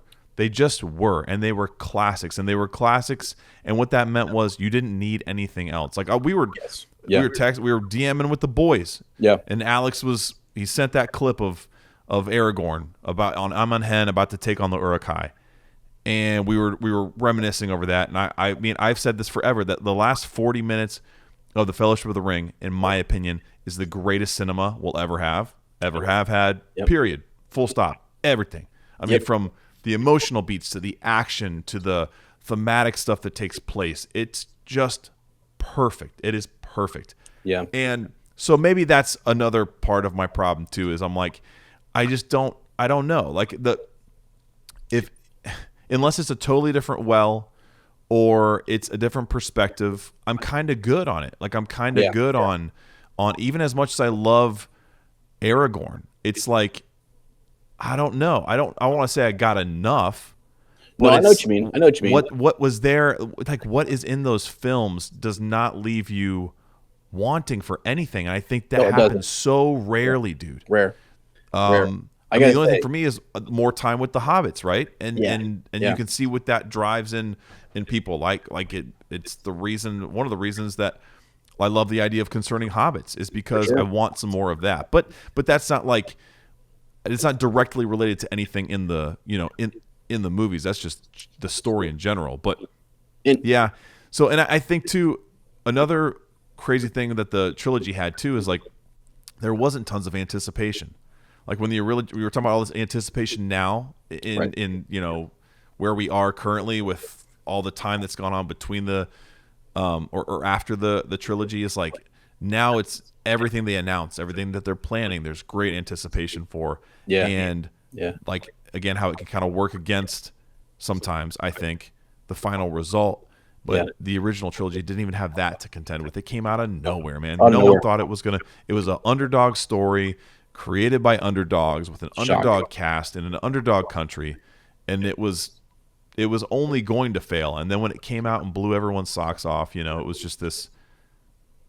I don't know. It made it even more special. It's almost as special as the story itself, I think. It's almost as special as the films itself. Yeah. And you can't recapture that, I guess is what I'm trying to say.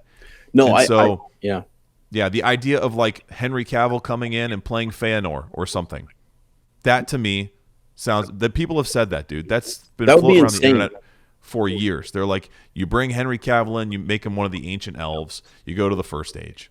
That would be absolutely insane. That'd be absolutely insane. And then phenomenal. We see this chapter, dude. We see this chapter. Well, not this. Yeah. Well, this chapter and the next one. Yes. Yeah. We see how these characters in this first age. Yep. If you want to connect it to the trilogy, you can. You can.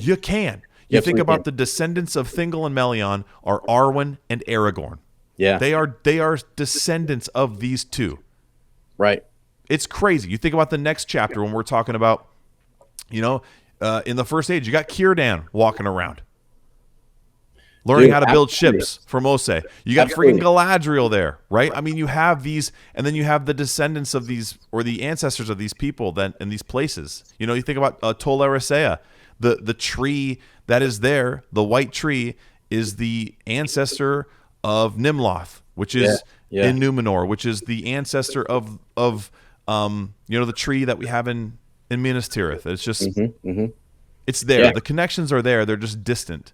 They're just it's that's the weird. Yeah, it is wonderfully connected back to the first age. I think there's like again, when you read the trilogy too, you'll read like you hear some of the songs that are sung. You're like, dude, those are like ancient songs, ancient poems that Sam and the others are referring to, and names that are mentioned in Glorfindel's from the first age, and all sorts of crazy stuff. Yeah. I mean, Thranduil's father and he are both from the first age. So like, wow. At Gladriel is. I mean, like it's like you're right. There's so many people that can take you all the way back to the very beginning. I mean, Gladriel was in Valinor, bro. Think about that. Like, what we're about to talk about that today. And so, I'm with you.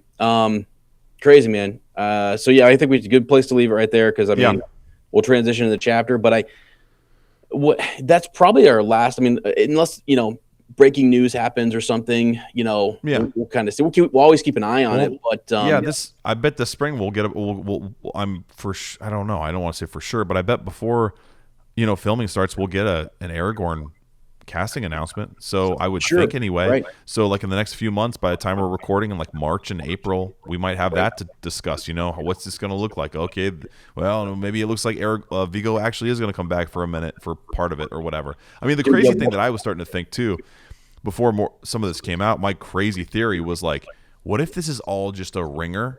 In the same way that the young Aragorn, the Lord of the Rings reboot, was a ringer for Rings of Power. Maybe this is all just a ringer for a Silmarillion movie.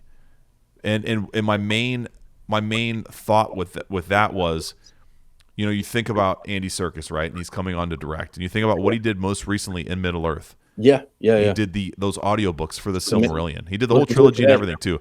But he's in there and so when I thought about that, I'm like, dude, when you do an audiobook like that, he's not just like picking it up that day and going, okay, here we go. This is a book that he's studied. That's what I mean. If nothing else, he's studied the presentation of it, which I'm thinking, if you're going to go direct something on the Silmarillion and you just did a full dramatic interpretive read, or not dramatic literal read of the source material, you'd kind of be the guy.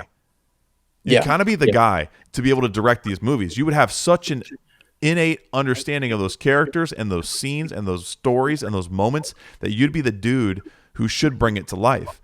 And for a minute, I let myself think like, maybe this is all just a curtain. It's just a curtain, and they're about to pull it open. It's like, psych, Andy Serkis is directing the it's one of the tales, the first age, something. And this is the big setup. You thought it was all about, we're going to hunt for God. We ain't hunting for nobody, baby. We're hunting for Silmarils, dog. That's what we're doing. Dude, Okay, let me tell you something. That's actually is very. That's the most optimistic we've seen Lane tonight, friends. Because it would just be. Awesome. I don't know. Like the more you, like it would just be perfect, dog. It would be perfect. And let me tell you, you know how like I always think it's fascinating that all of the trilogy was filmed in one kind of go. Yes, 3 movies were made all at once. You know, they were even talking about this. Little side note: they would one day they'd be filming Two Towers. The next day, they'd be filming Return of the King. Ian McKellen said his first day he was in Hobbiton. The next day, they filmed The Grey Havens. That's what I heard. I heard the same thing. He said to PJ, he was like, so what have I been, what's my story with these characters? How well do I know these guys? What's that? It's like, I think one of those things was, how well do I know these people? Yeah, he was like, pretty well. Pretty well. You've been on a great journey with him. He's like, dude. Very well. Very well. The same clip. Yeah. So good, dude. So, I mean, if they do that kind of magic and they're thinking that far ahead, and that's the stuff you got to do. So you get everybody down there. If you've got Ian McKellen, why would you not also just take him to the side for a second and say, hey, this is not for the Hunt for Gollum, but we want you to read something. We got you in costume and on camera, and we want you to reflect on a time long ago, maybe not Second Age, but all the way back to First Age, and him just thinking back to that time. Like Ian McKellen could take us all the way back there if he wanted to. I'm just saying, like random crazy ideas that or it's not even him. You don't even see him. Maybe he's just the narrator for it, and they just get him to narrate some sort of opening prologue. Dunzo, just to get us back to Henry Cavill stepping out as Fëanor, whatever. Like that again, and then you have Andy Serkis direct that. Like that is the kind of stuff that you're going to stir up some absolute magic with this fandom. Yeah. And I would love to see them be thinking that far ahead, because you're right. Andy did all that work and that prep for the Silmarillion. He's literally guided my mind all the way through these chapters as we go through this today. He's an expert at this point. He's a legitimate expert on these stories. Yes. And like you said, you're studying that time. If you're a director and they're thinking about making you a creative in that, okay, you get one last chance here to kind of go ahead and do your thing with Hunt for Gollum. Please just don't mess it up and make it a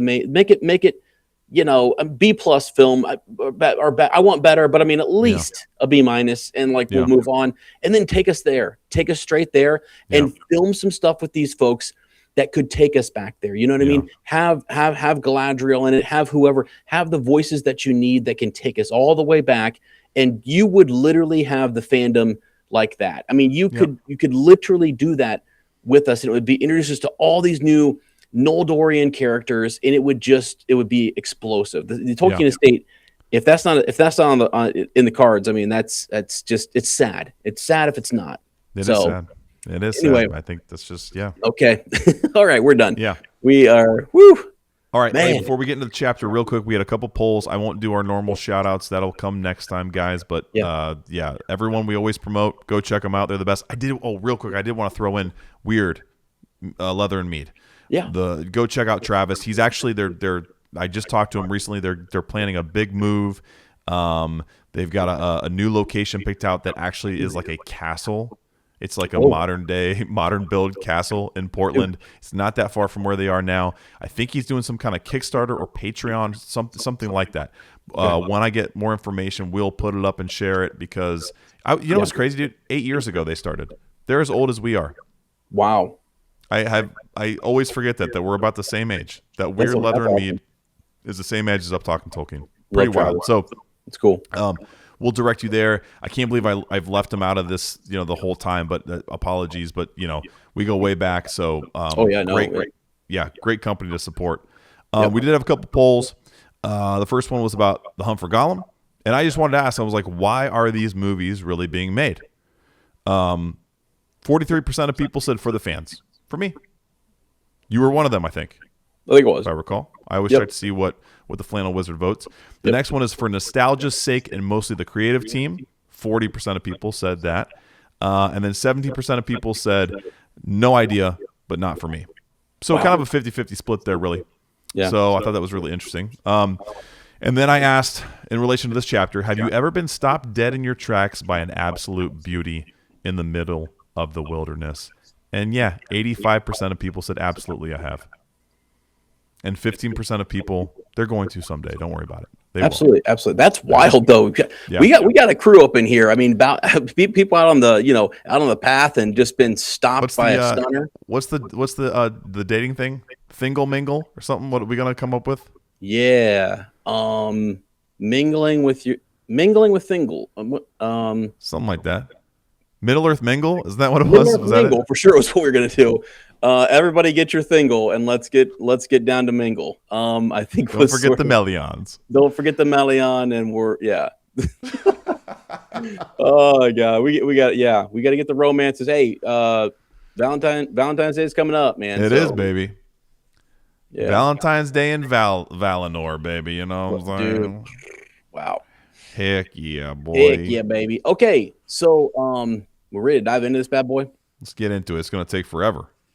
Yeah, this is the shortest chapter, I believe. Let me check the audio chapters. I love doing this. Run times. Yeah. Yeah, the run times on this, because that's how I look at them. I go, well, that's okay. That's pretty chill. Do you? This is a side question I should have researched before. Do you know when he wrote this about Thingol and Melian? I'm just trying to think of like in terms of, did he write this before Beren and Luthien? What came first, the chicken or the egg? Like, did he write this before Beren and Luthien? I'm pretty sure Beren and Luthien came first. I'm pretty sure. Okay. Because I was just wondering, because it's very similar, right? It's could be wrong. A dude caught off guard by a beauty in the woods, entranced, and totally changes his life, And so I didn't know if this was just I mean, this concept comes from him, right? And his wife, Edith. Like, that's where this whole like kind of absolute love story comes from. And that's why it's so relatable, because it's true, and because a lot of us, know exactly how that feels when you find the person that you spend your life with. You're like, yeah, it's a moment that feels like this. It feels like you were, even if it didn't happen like this. I mean, I wasn't wandering through the woods. We were wandering through a wilderness, metaphorically, I guess. So yeah, I guess maybe we were. But you're on an errand. You're not thinking about it. I guess maybe that's it too. Is like, I feel like true love, man, strikes when you're not expecting it. You're not looking for it. Yeah. It's transformative. And like, so I think that's why, but I just didn't know, like, is this something he wrote kind of to sort of put a precedent for Beren and Luthien? Absolutely. I think you're right. I think it's like, so according to the internet, according to good old Google here, it says that Beren and Luthien was written first. The Tale of Beren and Luthien was written drafted up in 1917. Wow. One of the earliest stories of Middle Earth was actually Beren and Luthien. There you go. And perfect. So and then Thingol and Melian later. Let's see. Also, they went through different names. He had different names in the Book of Lost Tales for these characters.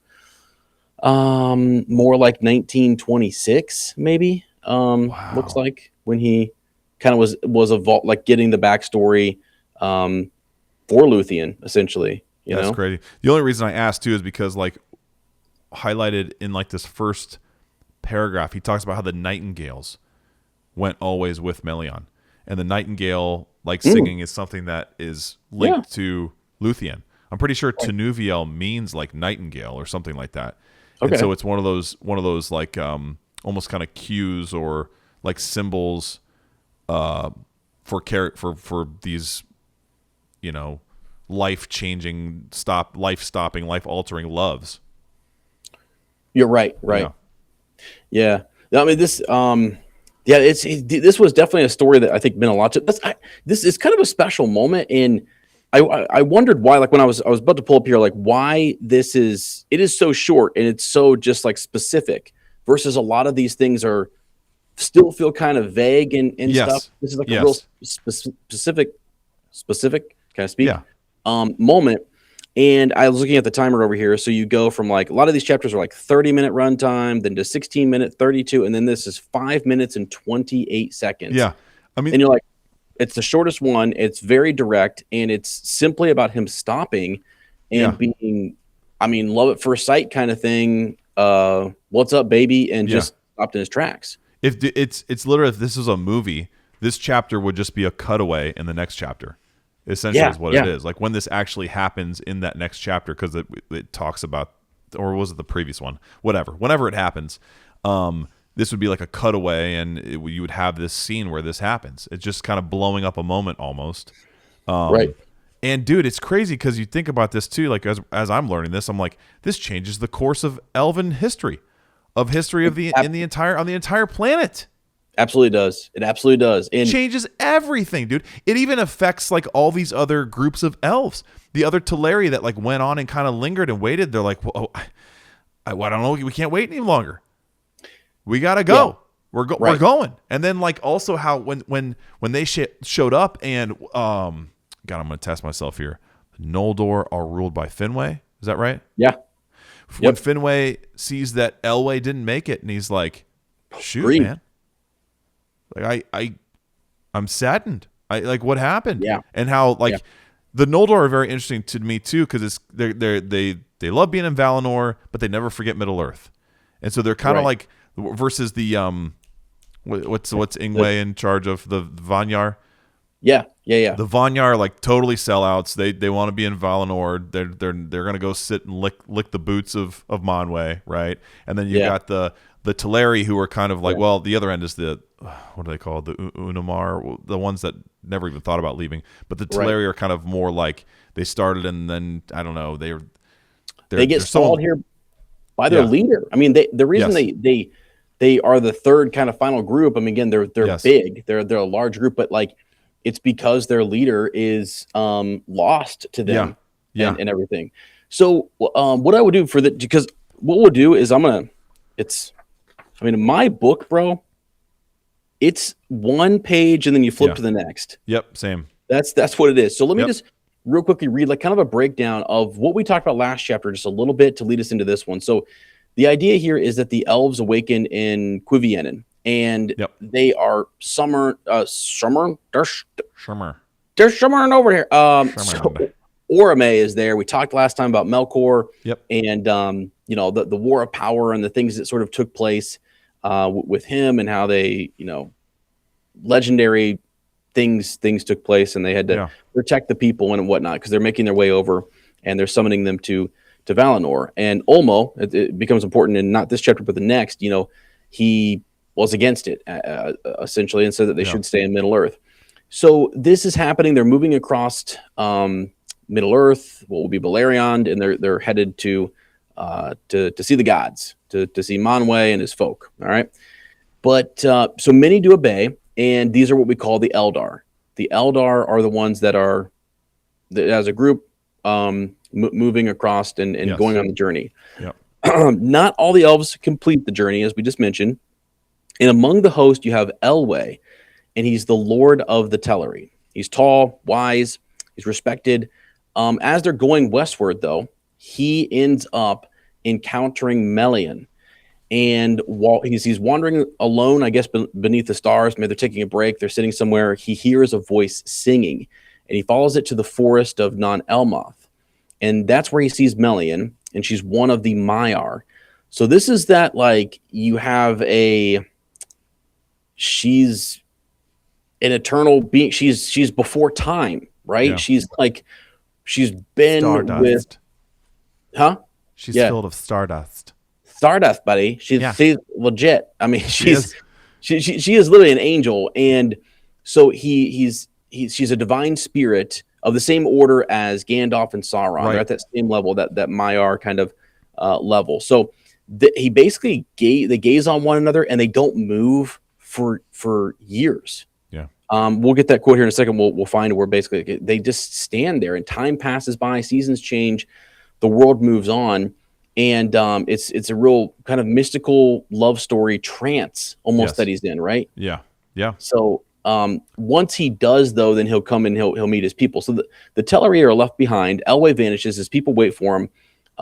They wait and they wait and they wait. This might be moving into the next chapter just a little bit, but I think it's just context for everyone and for me, a good reminder. They eventually assume that he's dead. So this is definitely going to be like I'm gonna jump ahead just for a hot second, okay? Yeah. And they assume that he's dead. They're waiting for him. Let's see. They some continue west and eventually become the Falmari, the sea elves who reach Valinor. Many remain behind, and these become the Sindar, the gray elves. So those that stay behind are the Sindar, and so Thingol is the king of the Sindarin elves. Yeah. This single moment reshapes elvish history forever, as Lane says. Like, this is a great kind of divide, if you will. Middle Earth is now home to a great elven people who never see the light of the two trees. Elway, yeah. I was just going to ask, because she is kind of a higher being, and because we know that some of these other higher beings wanted the elves to stay there, do you think Melian was like a plant? Hey, man. I mean, you think about like how Olmo's perspective, and yeah. God, why can't I think of her name? Did she just fall in love with him? Is that true? Like, did she equally must have fallen in love with him as well? You know? It doesn't really talk about that though, does it? It's mostly like his reaction to her. Right. He was in a trance himself. Dude, was she a pawn? Was she a pawn to keep elves in Middle Earth, dog? Dude, you hit on something I never thought ain't nobody talked about that, okay? Wow. Honeypot of all honeypot. This is honeypot of all honeypots. I'm just thinking because like we have Yavanna and we have Ulmo who are very reluctant to like, don't invite them all over here. No, we can't abandon Middle Earth, and it's like, who was Melian working for?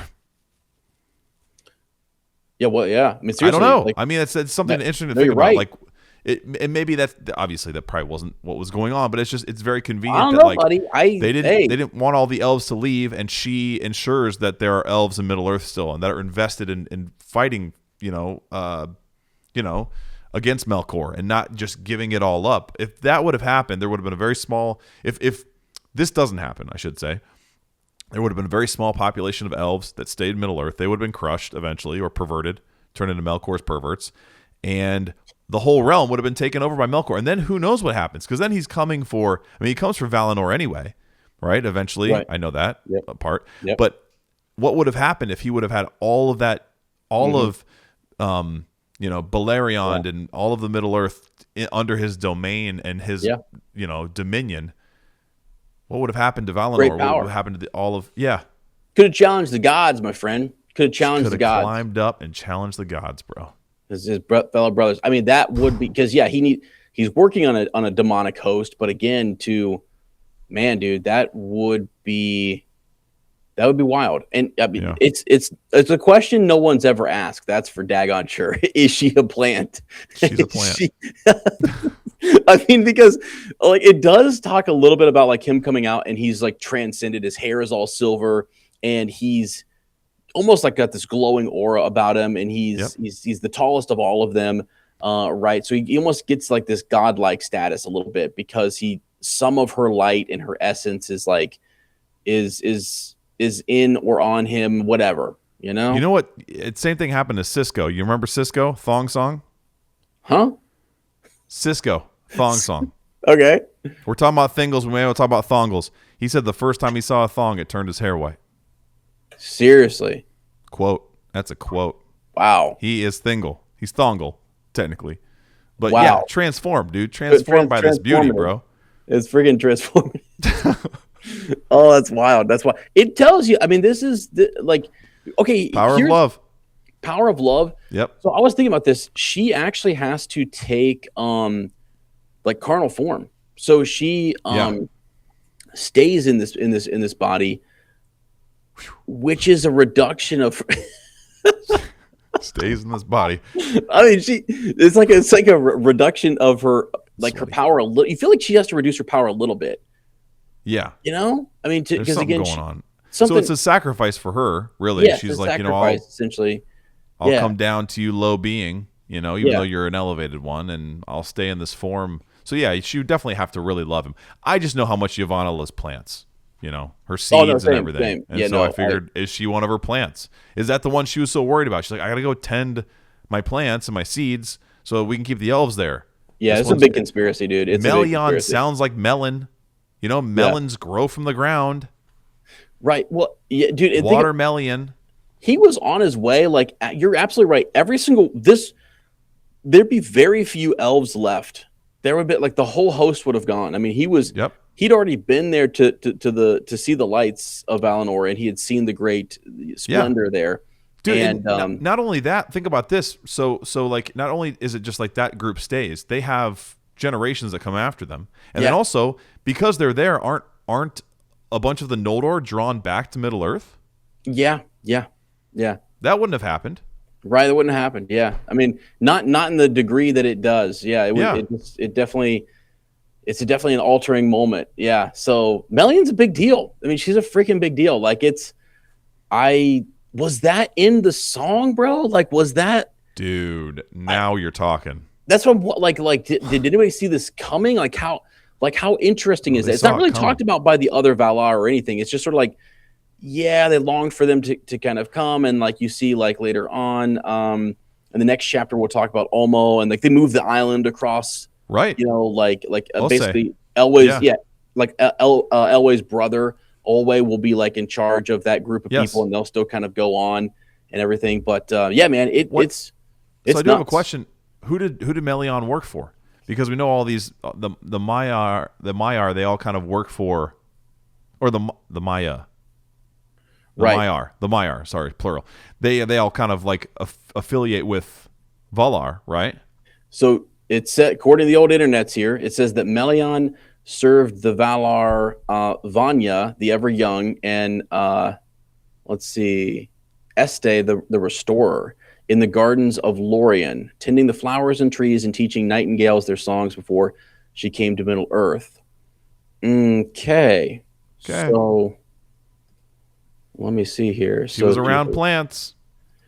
Yeah, so she serves Vanya, and Vanya is one of the Valarri, with the younger sister. Oh, was the younger sister of Yavanna. See? There you go, dog. See? And the spouse of Orome. There you go. Clip it up, baby. Clip it up. Oh, we got a conspiracy unfolding on our hands here. That's it. That's it. It's over. Okay, so she was the sixth name. Let's see. Like her sister, she had influence with the flora and the fauna of Middle Earth, all flowers spring. Yeah. Here's what happened. They're over there in Valinor tending the flowers and everything. She's doing her job, right? She's serving Vanya and Yavanna. And Vanya comes over and she says, "Hey, Yavanna wants to have a word with you. Do you care if she comes into the garden?" Oh my gosh, no. Yavanna wants to talk to me? Yeah. She'll be here in a minute. Mm-hmm. She comes in and she goes, "Melian, I have a job for you." "I'm sorry?" "I have a job. Now it requires a lot of sacrifice. Okay? Right. But if you do it right, you will save everything here.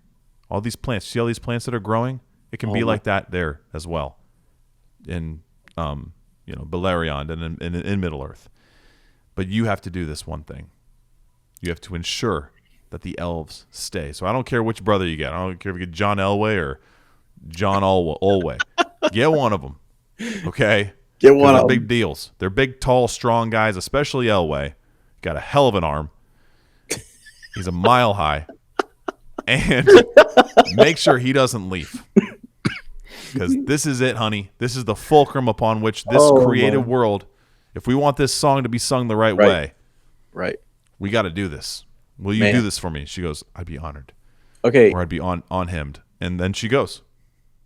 This is a conspiracy on another level. We are going to clip this up because I just found out so much stuff by tracking who she worked for. I didn't do it before we started, and you're absolutely right to track this. First of all, Elway was a quarterback for the Broncos. That's right. All right. And Orome rode a Bronco in the Middle Earth. Like, we are on to something. We are absolutely cooking. Okay. So Melian is a Maia. All right. What we're discussing here is that she's a possible plant, and that she changes the course and the history of the elves. She essentially puts Thingol, Elway, into a trance, stops the Teleri from crossing, and a lot of the Valar wanted them to stay. Now, here's the crazy bit. So who does Melian work for? You asked that question.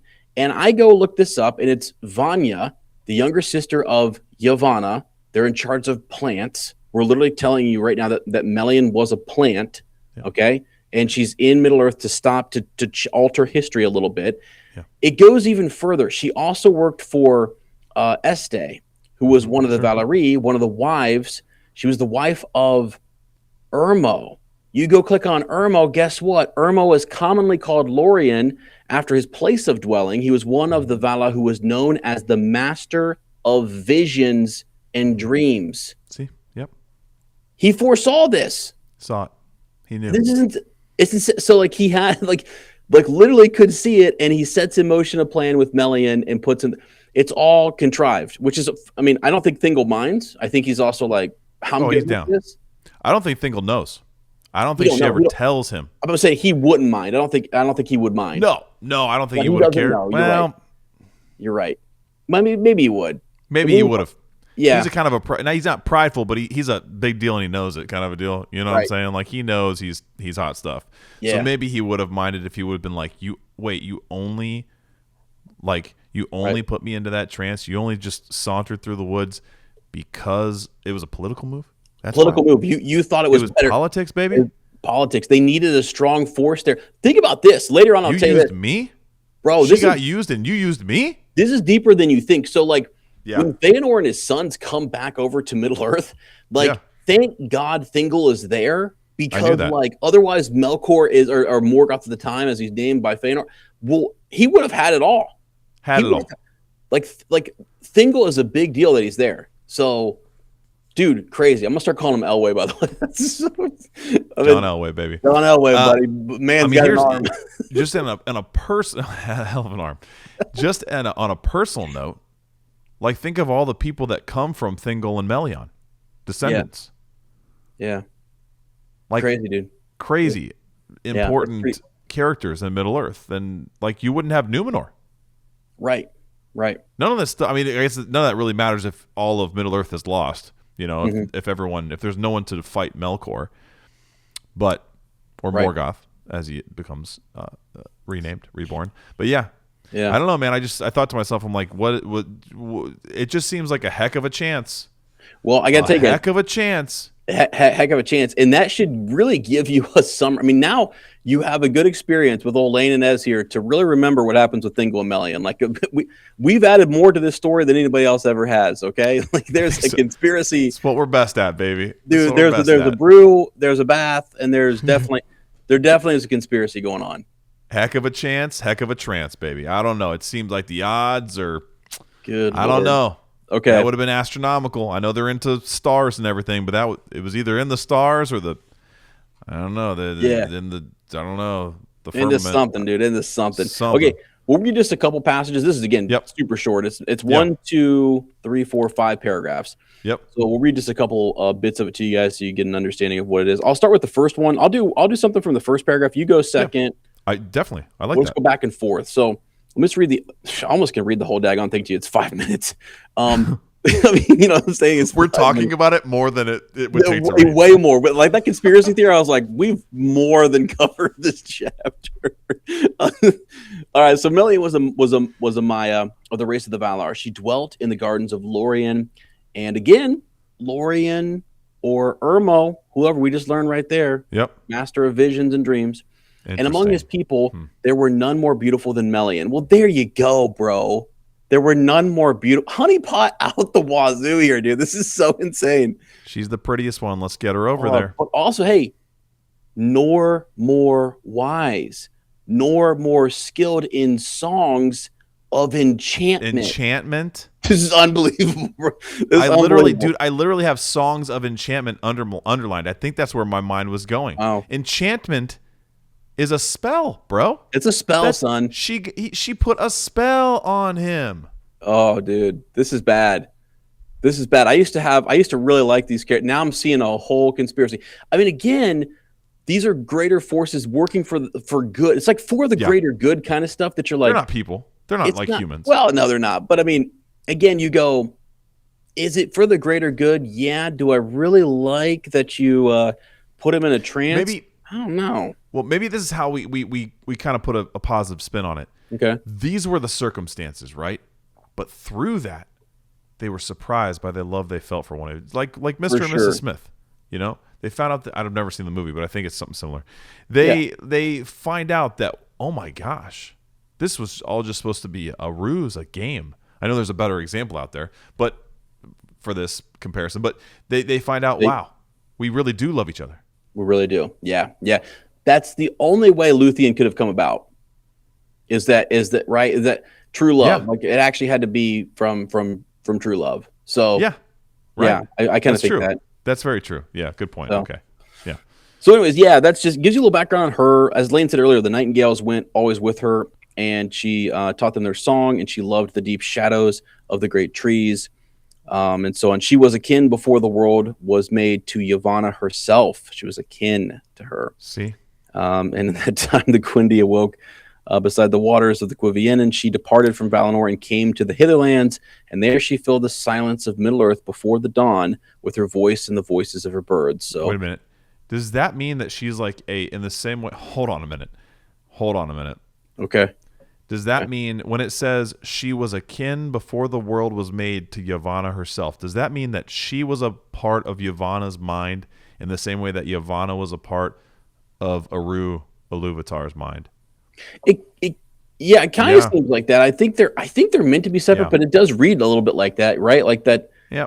That's what you think, because you think of what's the difference between like Valar and Maiar and stuff like that, and are they, because they all seem to serve and be of one of the Valar. You can trace them back to those individuals, and are they of their mind, or are they of similar interest, and they line together, whatever. Yeah, it's pretty wild, dude. I don't know. I mean, it's like, yeah, she's that part of my mind that said, we're not going to abandon Middle Earth, whatever. Right. Absolutely. Yeah.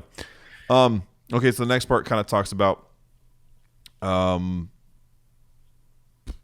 elves and their journey almost being to an end as they're going to the Hitherland, right? They're going to depart for Valinor. The Teleri rested long in East Beleriand, the beyond the river Gelion. There are lots of Noldor. They're all kind of spread out in different places. But Elwë went often through the great woods to seek out Finwë, his buddy of the Noldor. And one of these times, in the starlight of Non Elmoth, which I thought was really interesting because it sounded like Dol Amroth. Which is where Aragorn saw Arwen for the first time.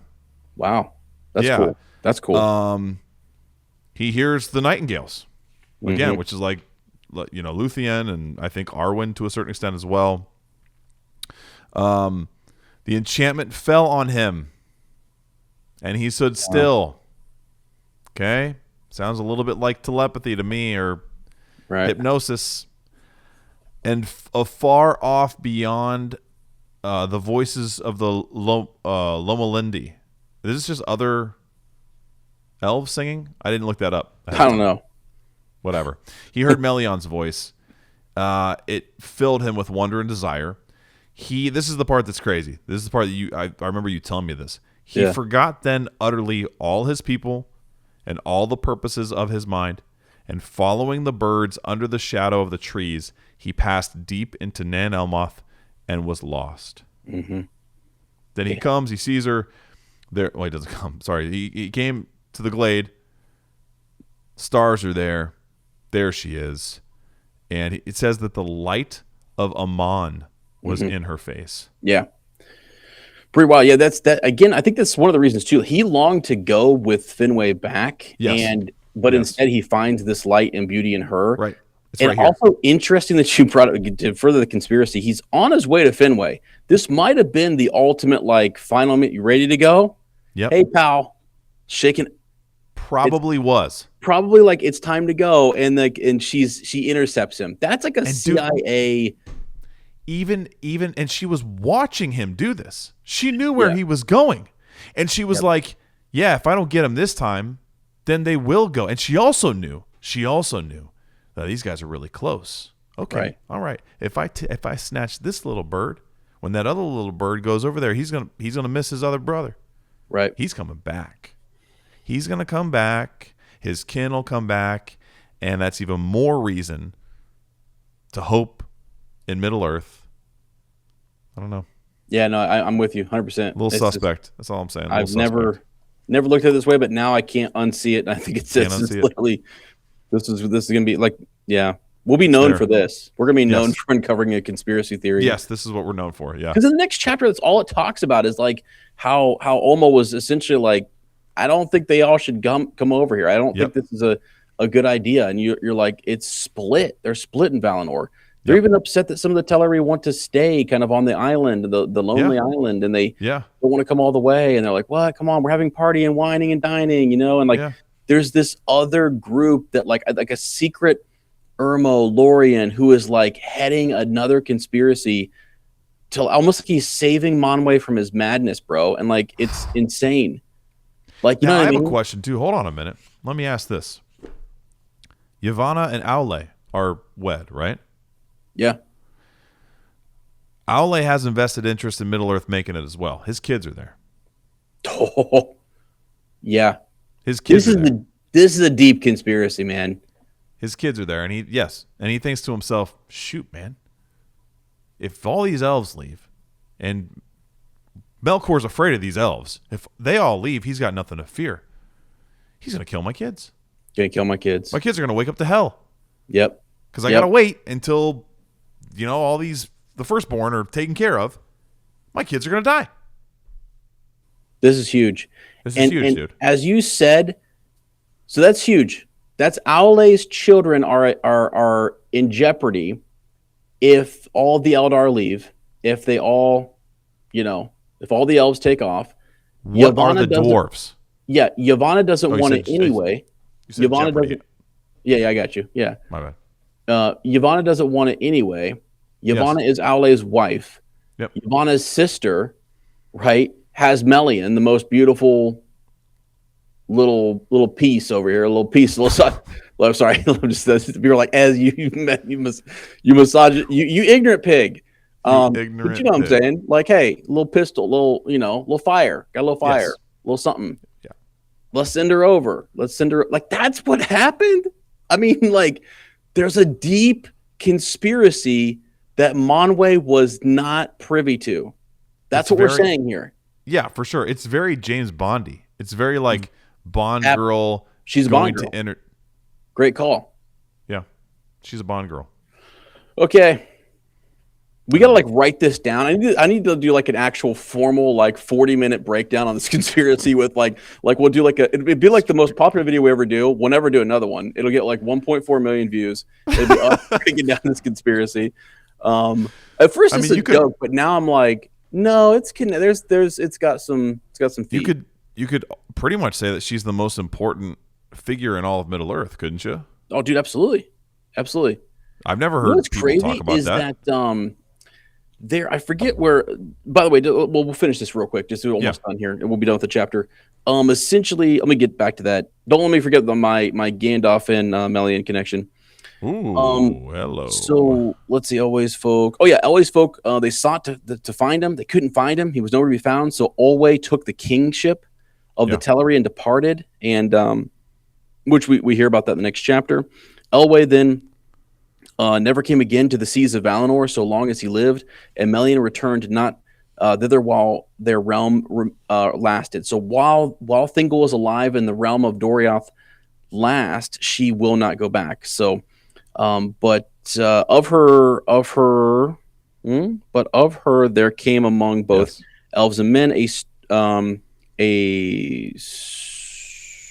Ainur. A strain of the Ainur who were with Iluvatar before Ea. I literally underlined this. So I'm like, what, dude?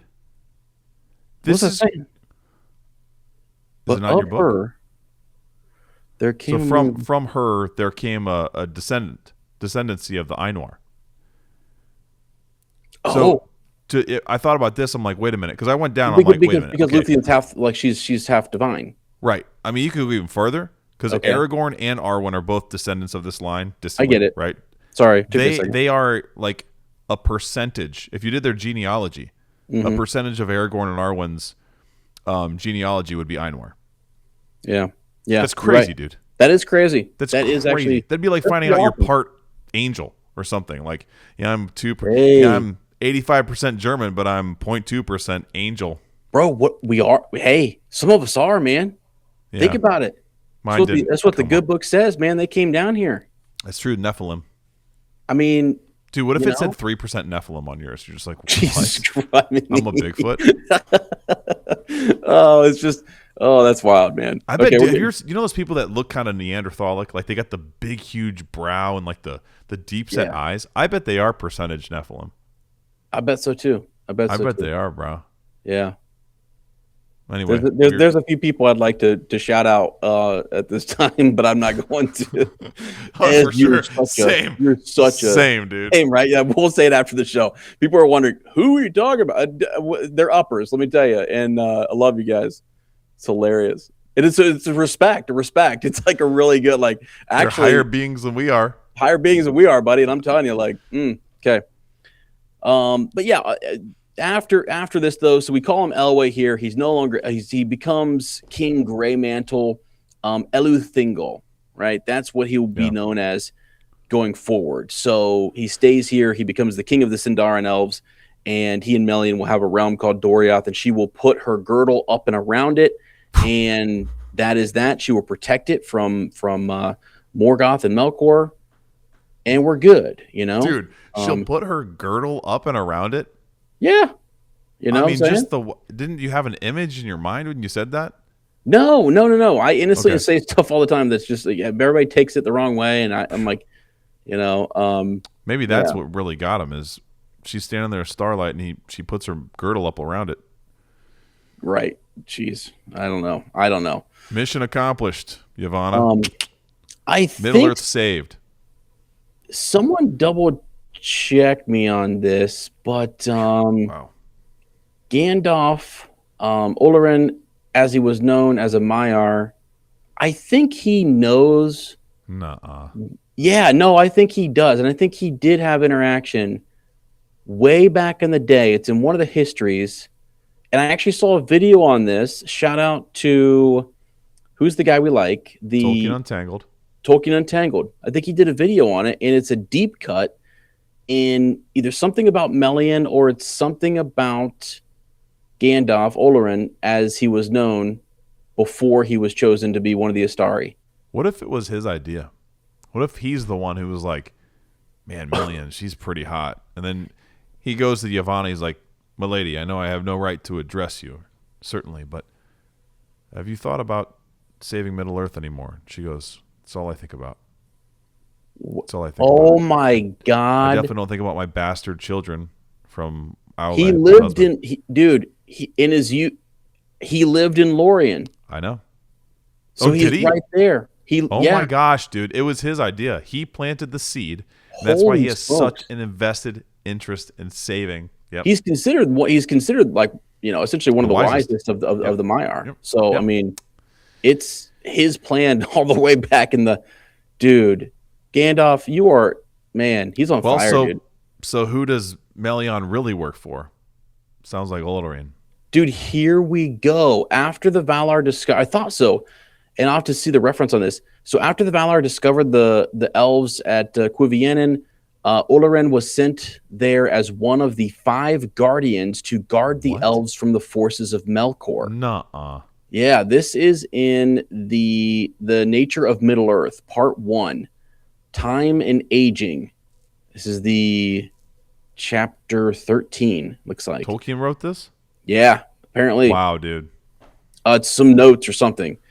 So it's unclear how long he remained or if he accompanied the Eldar on the great journey, but it is said that he loved the elves and throughout his early life, he walked unseen among them, or wore a fauna that appeared like an elf, and he sent them fair visions in their hearts that made them wiser.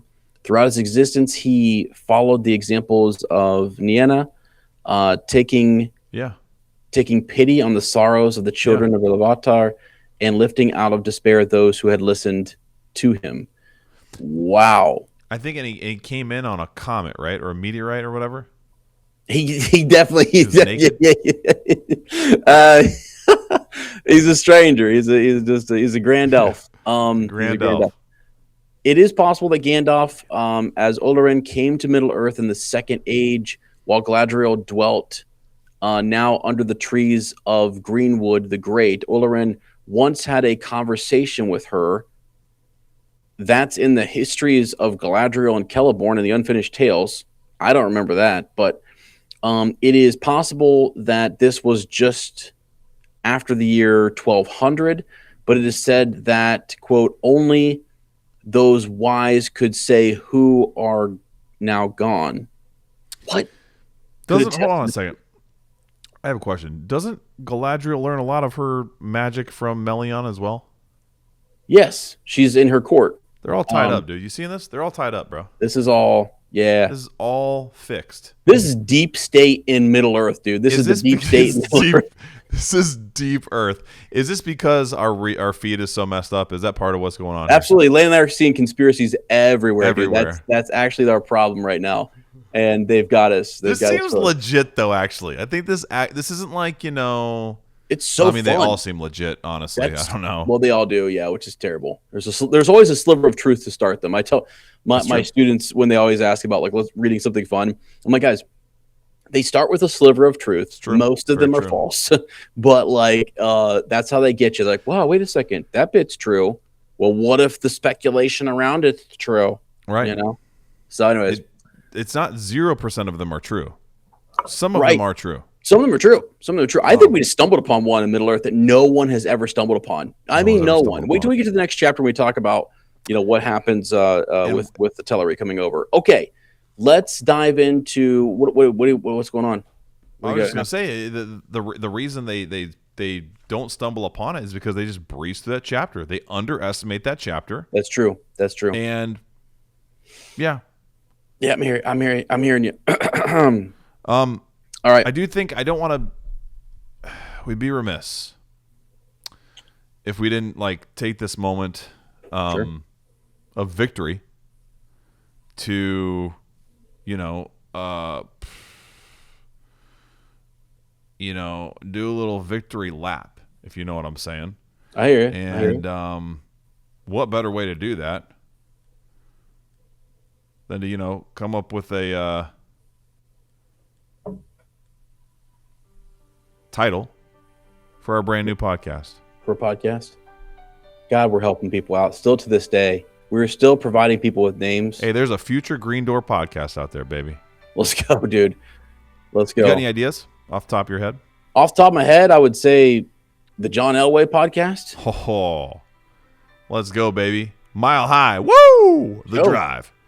I'm thinking maybe the Eliciting Elves podcast. Or soliciting elves? Eliciting elves, dude. A little alliteration there. I like that. Oh, thank you. I like that. Alliteration. It's ill. It's ill. It's alliteration. Ill. I can't. I got you. Got any more? Yeah. Let's see. The I'm with Lorian podcast. That kind of fits in with our conspiracy. Not gonna lie. That actually does very cleanly. Yep. Is that a conspiracy? Maybe. Stop. Mine is with love. My next one is with love from Thingol. The With Love from Thingol podcast. With Love from Thingol, dude. Okay, I'm thinking let's keep the same theme going. So Thingol and Melian in the morning. That actually would work, dude. That would actually work. Thingol and Melian in the morning. Because they were there all night. Yeah. How about the Quendi are a little bendy? How's the Quendi are a little bendy, dude? And they are a little bendy. They are close. We're getting there. So, huge shout out to our top tier patrons, the lords and ladies of Gondolin. They're the ones that came up with those.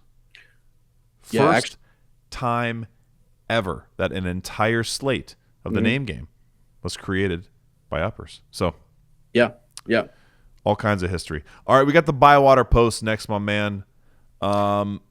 Yeah, we got to go back and forth on this one, baby. Did we read this? I don't know. So, every time I'm in the email, we have 400, by the way, stories in there. Or not. I'm not sure. 400 for the 4 farthings. This is Eric Ripley. I thought... Our buddy Eric. I replied to him in September and said, hey, man, you're first up. And I don't think he was first up. I don't think we actually read this. So no, he wasn't. I looked at it. I was like, I replied to him and said, hey, you're first up. And then, totally missed him. Totally didn't do it. I'm pretty sure.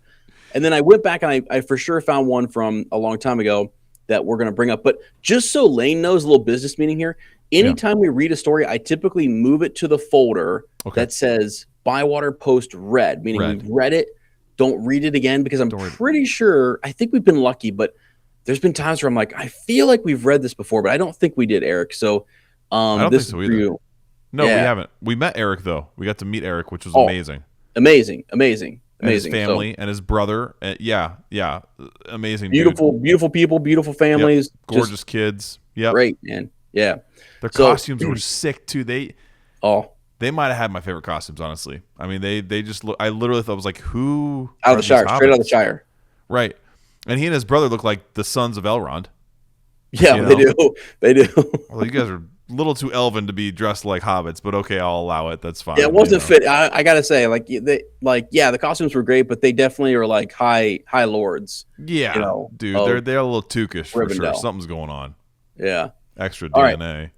Yeah. So here we go. This is Eric. Yo, Ez and Lane. This email has been in the works for quite some time. Can't remember how long I've been listening to you fellas, but it's been long enough to feel like I know you guys pretty well, which I'm sure is old news to you. Let's see. One thing is for sure, I came for the discussions and the book readings about Tolkien and Lord of the Rings, but keep coming back because of the friendships and the focus on relationships and life in general that you guys discuss. It's like visiting with old friends when I pop on a new episode you guys put on. Side note here, love that you guys decided to start the Silmarillion favorite Tolkien book. That must have been right when we started that originally, the first time. Yeah. The false start. Yeah. The false start. Wow. Oh, the Elway references. Honestly, it's kind of like the beginning when they see the song and then it goes back. We did the same thing. Wow. That's all. It's planned. Yeah. So we're smarter than you guys think. So smart. But also the other lighthearted episodes, when you can definitely tell you both cracked open a cold one and said, "Shall we hit the record button?"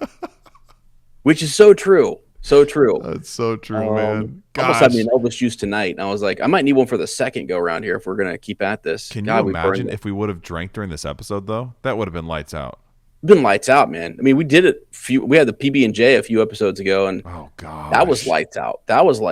Stuff is so good, man. So good. Hook me up. Yeah. So I'm originally a Hoosier. What is a Hoosier? Indiana. It's Indiana, but I mean, by the way, go Hoosiers.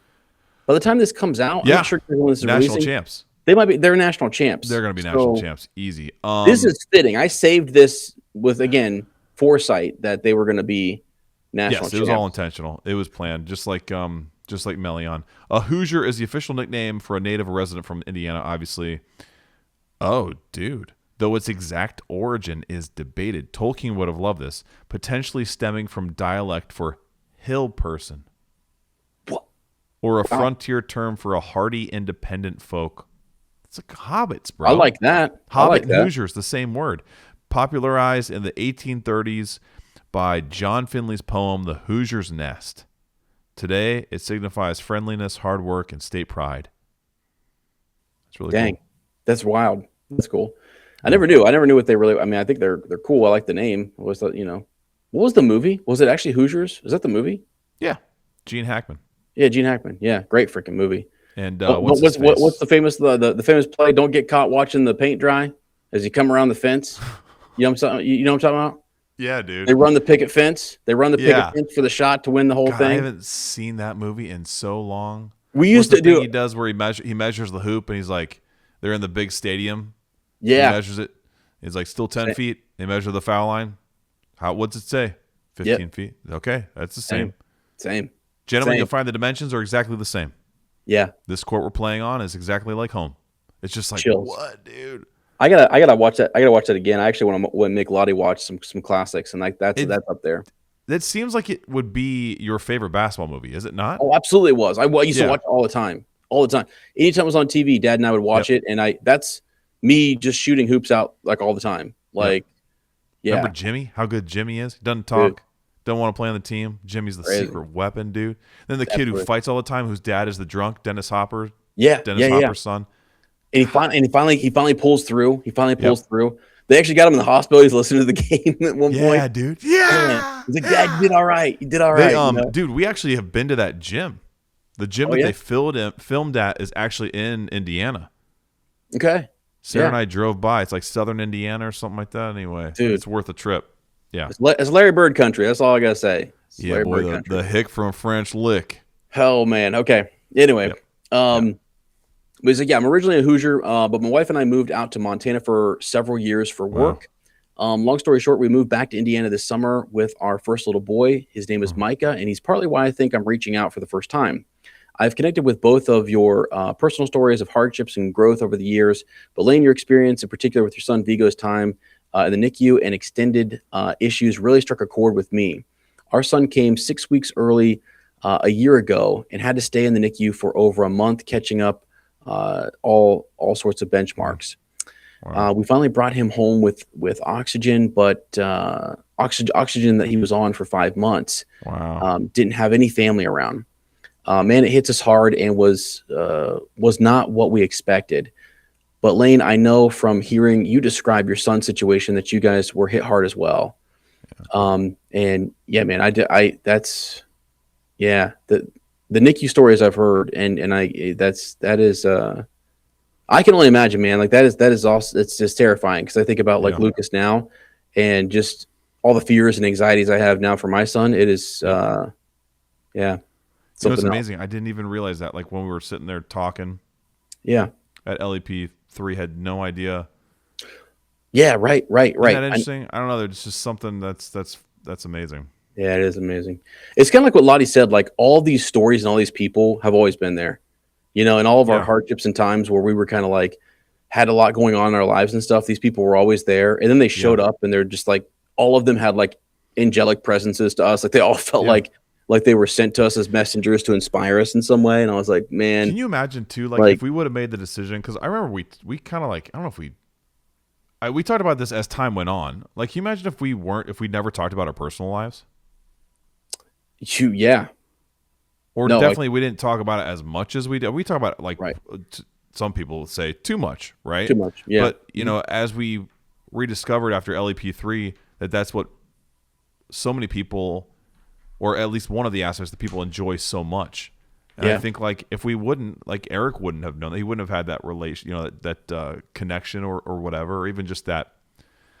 Life's all about finding commonalities, isn't it? Like it's like when you find someone, dude, I did it today. This is such a stupid thing. Ace chewed up my favorite pair of boots. Yeah. Right. Yeah. And it made me feel sick. Instead of getting angry, when I'm really angry, I feel like I'm gonna vomit, and I don't even. I'm like numb, you know. Yeah.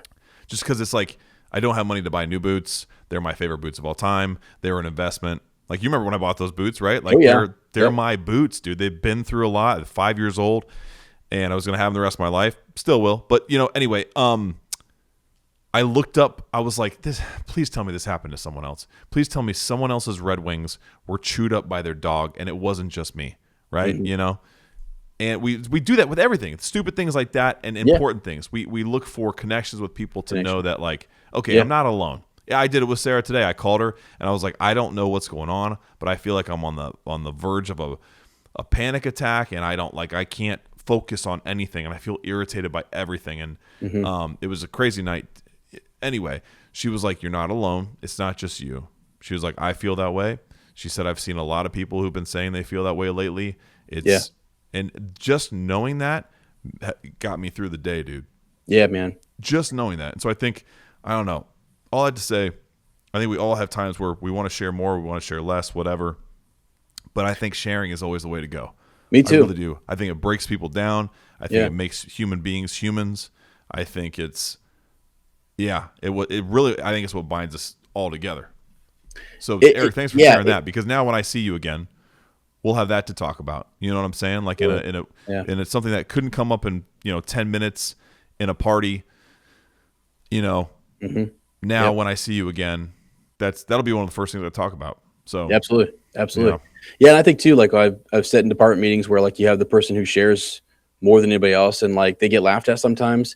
But I'm like, dude, I love that, and I'm like secretly, I think these people do too. Like, why are you like everyone like wishes they were that vulnerable, and then you like later on people in secret like, hey, that really struck a chord with me, and I try to like speak up in the meetings like, dude, same, like, you want people to know that, hey, you put yourself out there, like that's not a lot. It's hard. A lot of people do it. I mean, they shy away from it. Our society teaches us and coaches us not to. So, isn't that crazy? It is crazy. But anyway, I think it was the first Silmarillion episode you guys released this spring/summer when you were sharing what that journey has been like for you and your wife and your children. Man, listening to that brought me to tears. Hearing about how much you love your family and would do anything for them, even set aside other passions or desires just to be with your son and family more, regardless of what the future would hold. Dang. That was what I needed to hear and hope to have that perspective and contentness in life. It's interesting to hear you guys from time to time talk about your past family religious upbringings and how that impacts your thinking on deep issues today. For me, and though I live this life still very imperfectly, the source of that joy that I need daily is from Jesus. These hardships and struggles in life would keep me down without him as a savior. Hope you guys continue to press into that journey in you and your family's pursuits for joy in this life. Sincerely, not trying to be preachy, but just sharing a brief nugget as from one friend to another, even if over email for the first time. And no, that's actually, I mean, I hope people have actually kind of caught from you and I, bro. You know, I wish people could see old Lane Smithers and me, like at the high school, at Nazarene College and stuff. Like, we're not perfect either at all, and we still are searching for all the answers, and we're still, you know, like Lottie and I were talking the other day, man. It's she actually turned to the Bible for answers, and we got them. Wow, we got them, and it was every bang bang bang verse after verse, and she started asking me, "Have you heard this verse?" And I'm like, "Yeah, absolutely. Come unto me, all ye who are burdened and heavy laden." Yeah. Right. My yoke is easy. Like I was like, and it's amazing because she wasn't raised the way that I was. And so it's been fascinating going back to the Bible and looking for those answers and having that full circle moment coming back and talking about my faith and talking about like my upbringing with her and being sincere. I think what people miss sometimes in this podcast is Landon and I are jokesters. We do joke a lot and we do have a good old rowdy time. We do. It's crazy. We were on Mount Vernon Nazarene University campus, debating all sorts of mystical things and stuff. And it's just like, but yeah, no, our upbringing is strong. I think our faith is, I don't know. It's there's been times where you go through hardships and it wavers, you know, it's not that you're like, I think that's the thing, you know, many of his disciples, by the way, this is great. I love when people bring this up because I love talking about these things. I think about the disciples of Christ and how, you know, when he walked on water, right? And like just having the faith to keep your eyes on him. Yeah. They didn't always. No, it started to sink. Man. And it's like their eyes off and they started to sink. Peter, right? Yeah, Peter did. Yeah. I love telling a lot of these stories too, because it's like I can see for the first time that she's hearing them, you know, and she's like, wow. Yeah. I'm like, yeah, no, it's good. It's a, my dad always says it's a good way.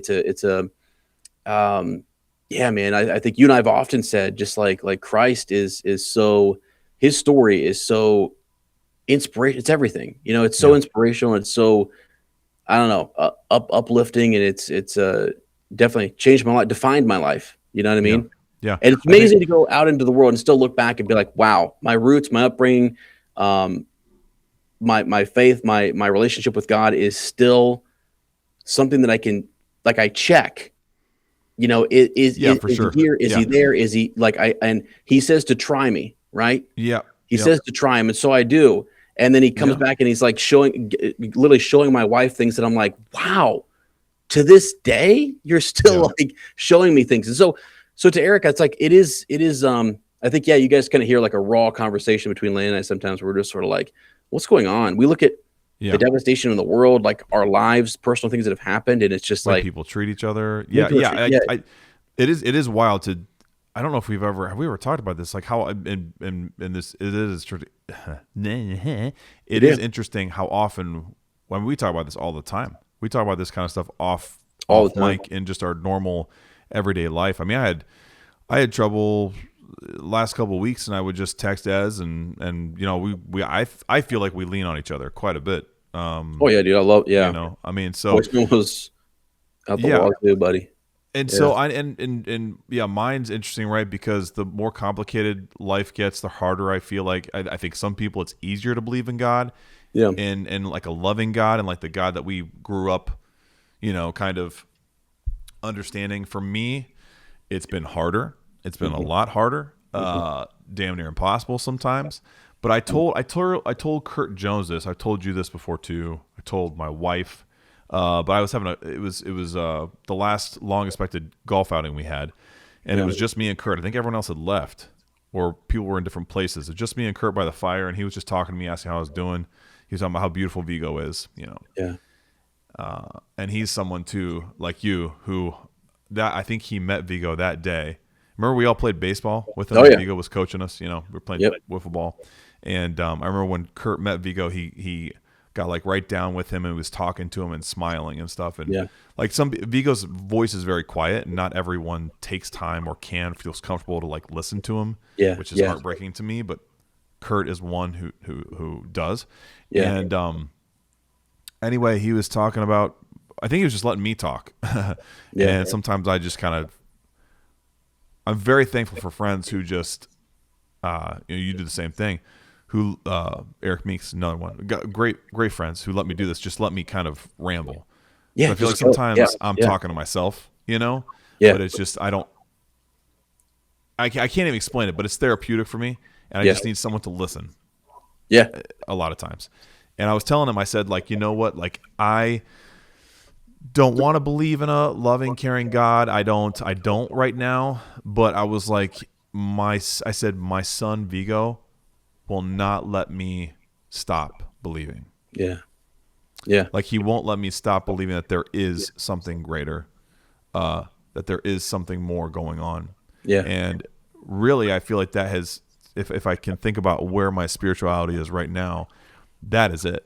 Like these people who are so important in my life, I'm like, this is not normal. Right. These friends I have, these close family members I have, my immediate family, this Smith 6, Smith 7 with Ace, they every day make it impossible for me to deny that that stuff that I was raised on is true in some sense. I don't know exactly how, because again, I don't think it's not clear cut for me. It's not. It's just really not. I think a lot of people have been through crazy stuff. It can't be. Like either it is or it's not, kind of a deal. There's no in between, and for me, it's not. But I cannot give up on it because of those people in my life. So and for some people that they'd be like, well, that's kind of humanistic, whatever. And people will always let you down, and I'm like, yeah, but people will always let you down, but some people never will. Yeah, and the way I really believe that when everyone's like, everyone will let you, I think, well, okay, if that's true, then God's let me down too. So I mean, everybody has let me down, dude. If you want to go that direction, but I think to myself, no, there are some people. I've had people in my life that they may have there may have been situations that were rough. Yeah, but if you look long term, they never let me down. They never left me. They didn't give up on me. That's what not letting someone down means to me anyway.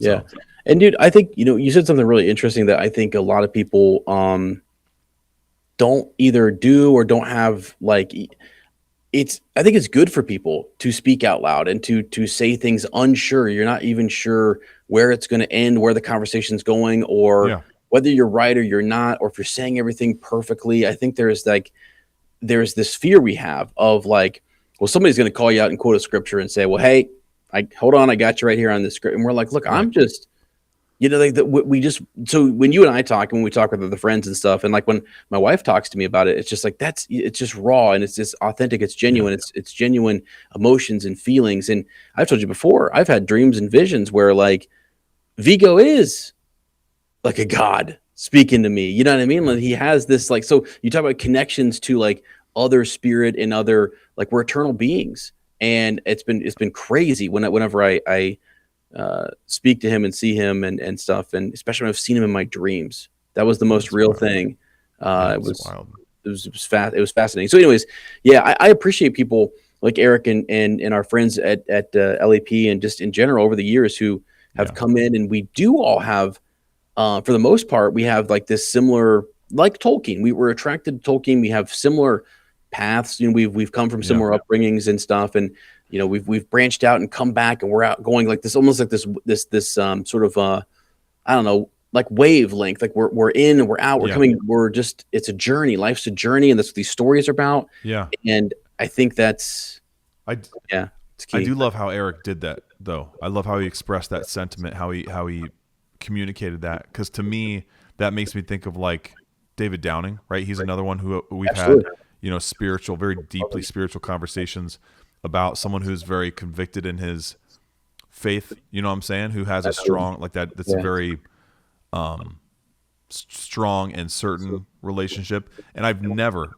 once, even when I've kind of expressed like doubts or just my current situation or whatever with David, I feel like he's a marvel to me, because I love when people, they know what they believe, and they feel very strongly about it, but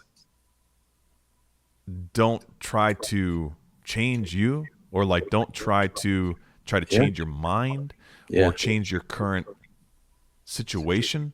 You know what I'm saying? Like I'm so appreciative of that, because so often times you come across people who are the other way.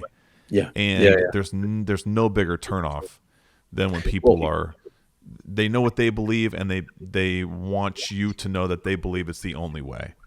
Right. And can I just jump in real quick, because I think that's actually key. And Lottie, oftentimes her perspective is so interesting when she met David, or when she, like let's say like Eric here and other people, like it's so interesting because those people, and they have what Lottie would say, like, and I'm kind of putting words in her mouth here, but like, it's just the idea, and thinking about my dad, like the spirit of Christ, and actually who Christ was. And like you can almost see that in those people, where it's not actually preachy. They're just living the life, and they have a testimony, and they have whatever, and they're happy in your presence. They're calm in your presence. I love that, man. I love that, because that is so much, I don't know, it's just so much better. It proves so much more to me. Right. And I think to myself too, like and they might hate me saying this, because that might be the opposite of how they want to be seen. But when I see them, I don't see like a Christian. I see, like you said, someone full of love, someone full of compassion, someone full of faithfulness, a true friend, who truly and deeply cares about me as a person, my friends, my family. And I think, like you just said, that's actually, the Jesus that I remember reading about, that we, Absolutely. So anyway, I think that's, the light, like the halo almost around some people. You're like, wow. You're like, wow, man. Yeah, I know. So, and I love when we encounter it, and it's just, love you guys, man. Freaking love you guys. Me too. And so appreciate Eric. Final thought there was just anywho, this email was way too long. Just wanted to reach out and say hello and share a few of those things. People always get us talking, which I actually love. We dive in it. Who knows, man? It's going to scare me one of these days. People are going to be like, you know what? I'm gonna drop this in the email and see if I can't get the guys to go on this tangent. But it's you definitely can. It's fun. So since you fellas are just over yonder in Ohio, let me know if you're ever traveling by Indianapolis, for grabbing a brew sometime in your neck of the woods. Appreciate what you guys put out into the world. Keep it up. Thanks. Take care, fellow hobbits. Boom. Much love. Absolutely. Eric. I'm so freaking glad. I go back to LAP and I'm like, man, I wish we'd have more time. I wish we would have had, and I'm happy that we're changing the setting and stuff, but like just never enough time to talk to everybody. And maybe in the backyard we will. Like maybe in the backyard, if the same cast and crew and others are able to come, like we won't have a time thing. We won't have as much. We'll be able to think about this, man. We'll be able to set up that week. Dude, it'll be so nice. So nice. It won't be.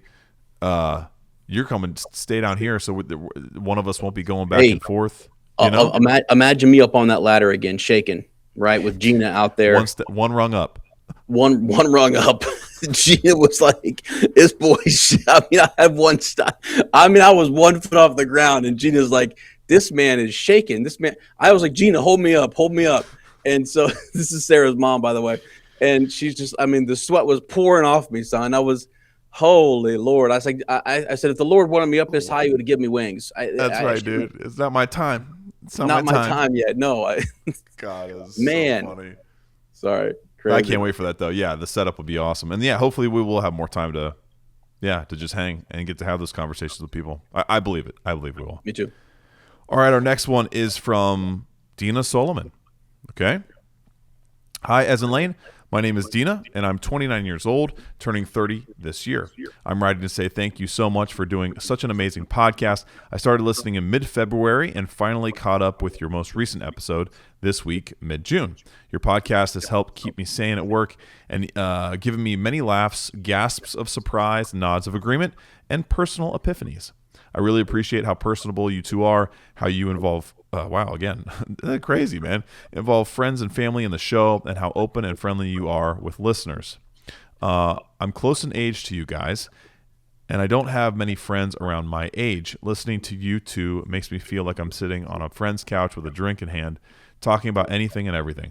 God, dude, I tell you what, man, if we had a nickel, not even a dime, if we had a nickel for every time we heard that, it's just reaffirming. But again, like it probably, I don't know. How many other Tolkien podcasts can you go listen to and you get that? Right. And it's not contrived. It's just like literally, it's just a part of the club, man. So yeah. She says, "Don't apologize for rambling. It's authentic and makes the show that much more real and unscripted sounding. We're definitely unscripted. I found your podcast from Swish and Flick, as I've been a Potterhead since I was a little girl.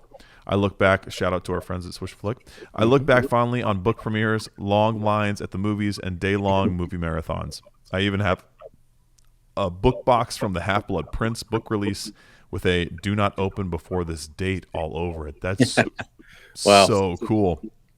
My journey to Middle-earth has been a winding one, but I've arrived, and I don't ever want to leave.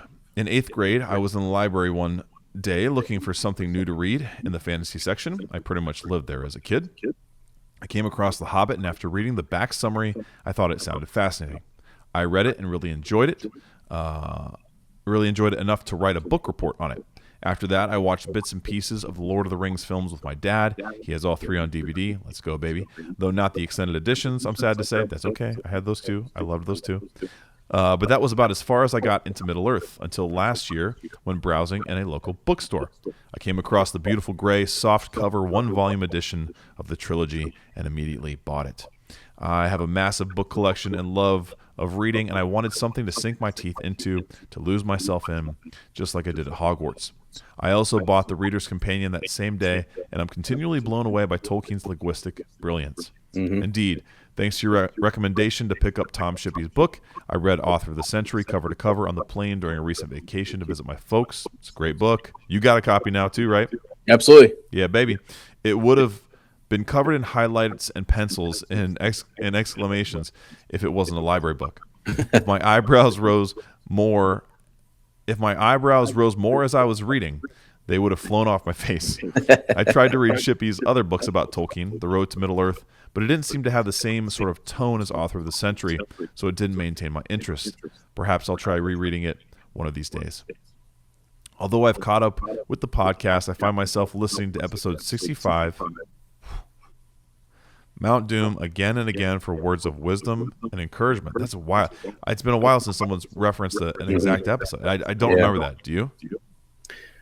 Vaguely. I remember giving you a rock from Mount Doom. I remember it was emotional. I remember it was real emotional, and I know we went really deep with our conversation. I have to go back and listen to that because I don't remember. It's crazy. I only do because I've been going back through the feed, and I've and I went back through looking at clips and stuff for a while, and I did go to that episode recently. And well, she says, I've been struggling with a lot over the past few years, and there are more burdens I'll need to bear in the near future. To keep it short, I'm going to be getting engaged to the love of my life, whom I celebrated our 10th anniversary with this past April. Congratulations. And due to complicated cultural and religious reasons, my family is Muslim and he's Christian. I've kept our relationship and desire to get married a secret from my family. Whoa, dude. Whoa. I've been carrying this secret, this burden for 10 long years.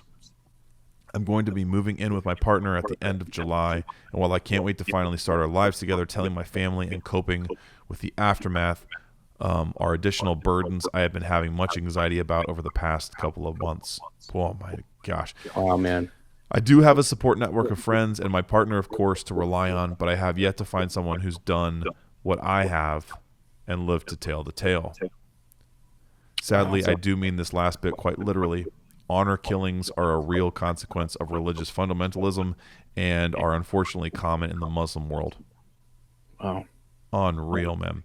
Yeah, unreal. Frodo made it there and back again in the midst of such uncertainty, or much uncertainty. But Sam was his certainty, his rock, just like my partner is for me.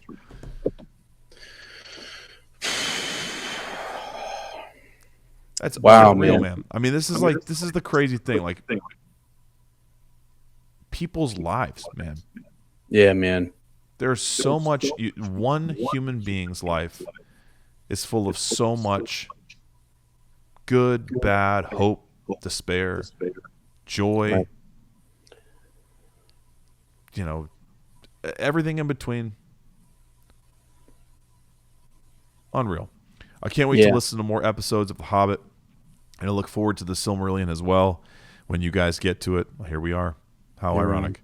And speaking of the Silmarillion, I just started listening to the Tolkien Road podcast where John and Greta are doing a chapter-by-chapter read-through. Check it out.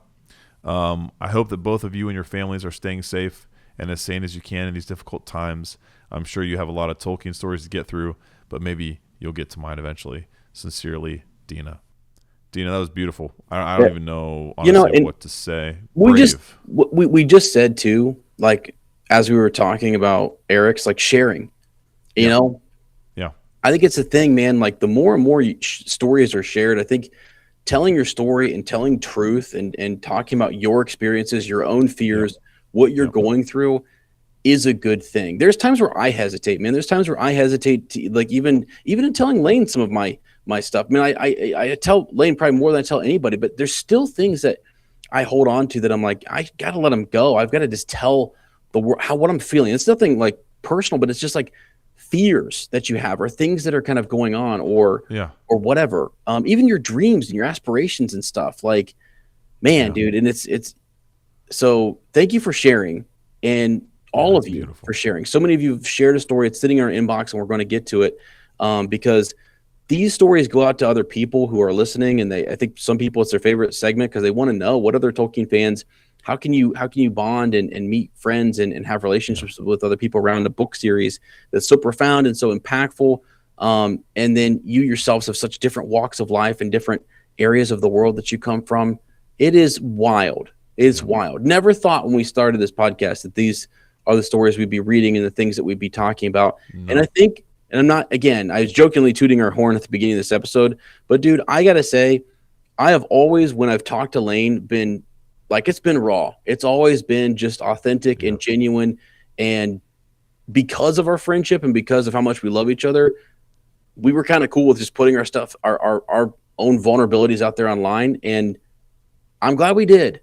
Me too. I'm glad we did because I'm glad people are reaching out. And I'm glad people have put their story out there, man. It means the world to us. And so just wanted to say thanks. And I'm always just dumbfounded when these. I always think it's, I don't know. I've always felt like maybe it's a self-defense or something, or I don't know what it is, but I've always thought to myself, if people get a glimpse of like who I really am and they still like me, they probably really like me. Yeah. Like they don't like some kind of idea, or like they don't like my book cover. They like, the pages and the boring bits and the dark bits and the weird bits. Like, I think them tasty bits. And the zesty bits, is that what you said? the tasty, the zesty, the tasty ones, buddy. Yeah, all the little bits. I just think to myself that that was kind of stupid, wasn't it? No, I just wanted to get on the bits. I know Alex, he was chomping at the bit on that one. He was saying, "Man, somebody get him, somebody." The itty bits. Yeah, I just think like if you do that, then I don't know. A lot of times there's no second guessing. It's like, well, I mean, you kind of know who I am. And if you're someone who likes me, then I know, and if not, then that's okay too. I can at least kind of know that. It's okay. Not a huge. Yeah, let's go. What we got? Strawberries with cream. All right, we're getting creamy with our strawberries, just like Melian and Thingol, baby. I want you to recall a time. Wow, this is a huge typo. Recall a time you were on a journey, and the distraction became the journey. Man, okay. That's pretty deep, isn't it, dude? That sounds like a song.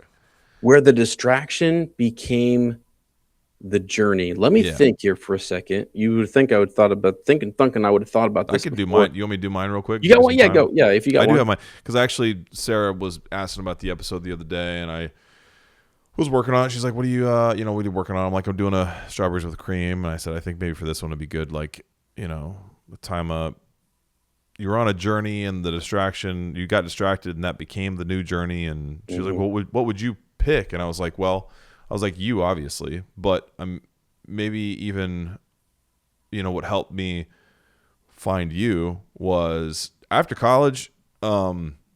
Ez was a working man already. I don't know how clearly he remembers this, but I went to New Zealand for half my student teaching in like February, March of, was it even January? Was it January, February, and part of March of 2011? And I loved it. And I came back home and I was like, boom.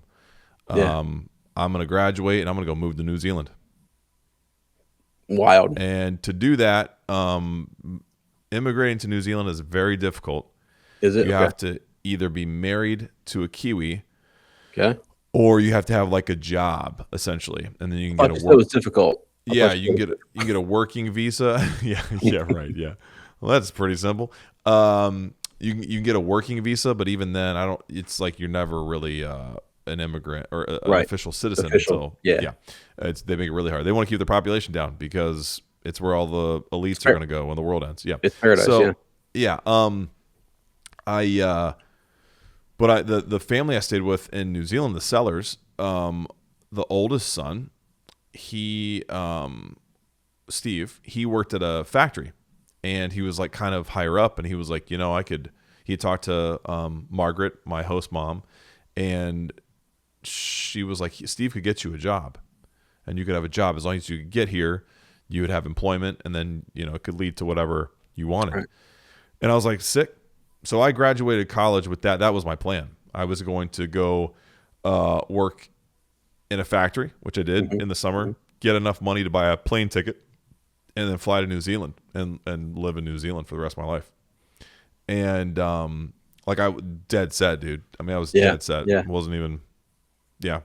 And so that was the journey. And I came home, and like the longer I was here, so Ohio was kind of tricky for me too, because like my first memories of Ohio were visiting here, but also moving back here from Chicago. And it was not a fun experience. Like I was the new kid 2 years in a row. And I hated living in the small, like I remember Chicago. I remember the big city and like how fun and exciting it was and how it felt like home, so Ohio was a big shock. And never really fell in love with Ohio, right? Until I came back from New Zealand. And I was like, the longer I was here, with that mission still in mind, the longer I was like, man, what did I love about New Zealand? I'm like, dude, it was all the stuff that reminded me of Ohio. It was like the parts of New Zealand that were like pastoral and like, rolling green hills and little villages and wood smoke and like farms. And I'm like, that's what Ohio is. And I would, go on drives and stuff, and I'd be like, man, all these hills and this feels like the Shire. This feels like, and so slowly I was like, I realized too, I'm like, if I move to New Zealand, I won't have any money. I won't be able to like fly back every 6 months. Cause at that time it was like, I don't know what it is now. It was like $3,000 to fly round trip to New Zealand. And a one-way ticket's like $2,000. So I was like, I'll see my family like a handful, and they won't be able to afford to fly to come see me. I'll see my family like a handful of times the rest of my life. Right. And I spent that summer reconnecting with friends and my family and stuff. And I was living at home with my parents. And yeah, it got to the point where I was just like, I can't go back. There's no way I can go back. Like I love this place, and this place that had been my home for most of my life, but I never really considered home. Yeah. I realized that I loved.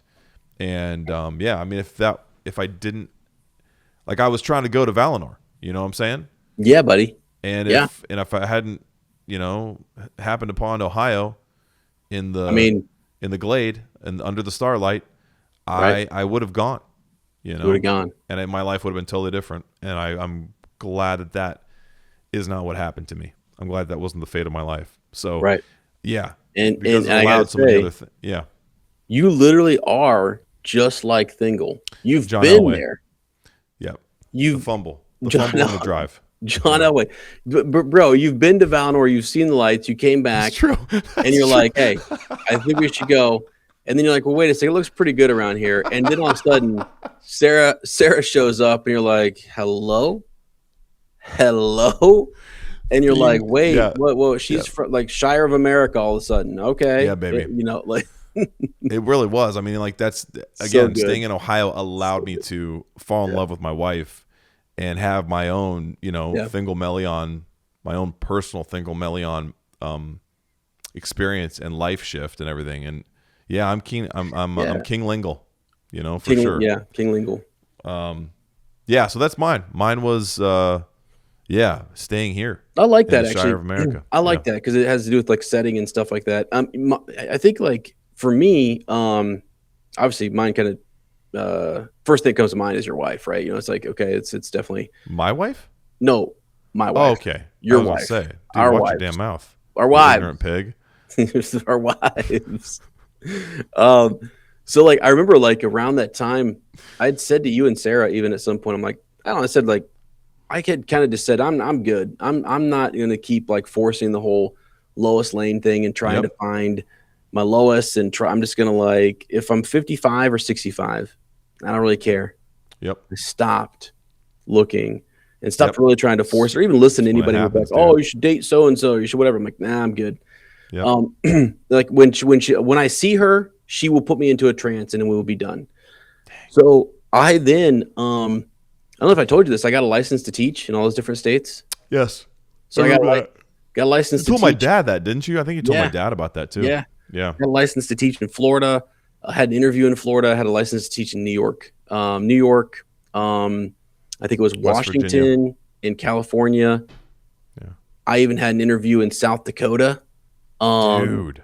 And I hadn't have a license yet there, but I was going to get one. What? So I had several interviews. I was on my way down to I was going to go to Florida.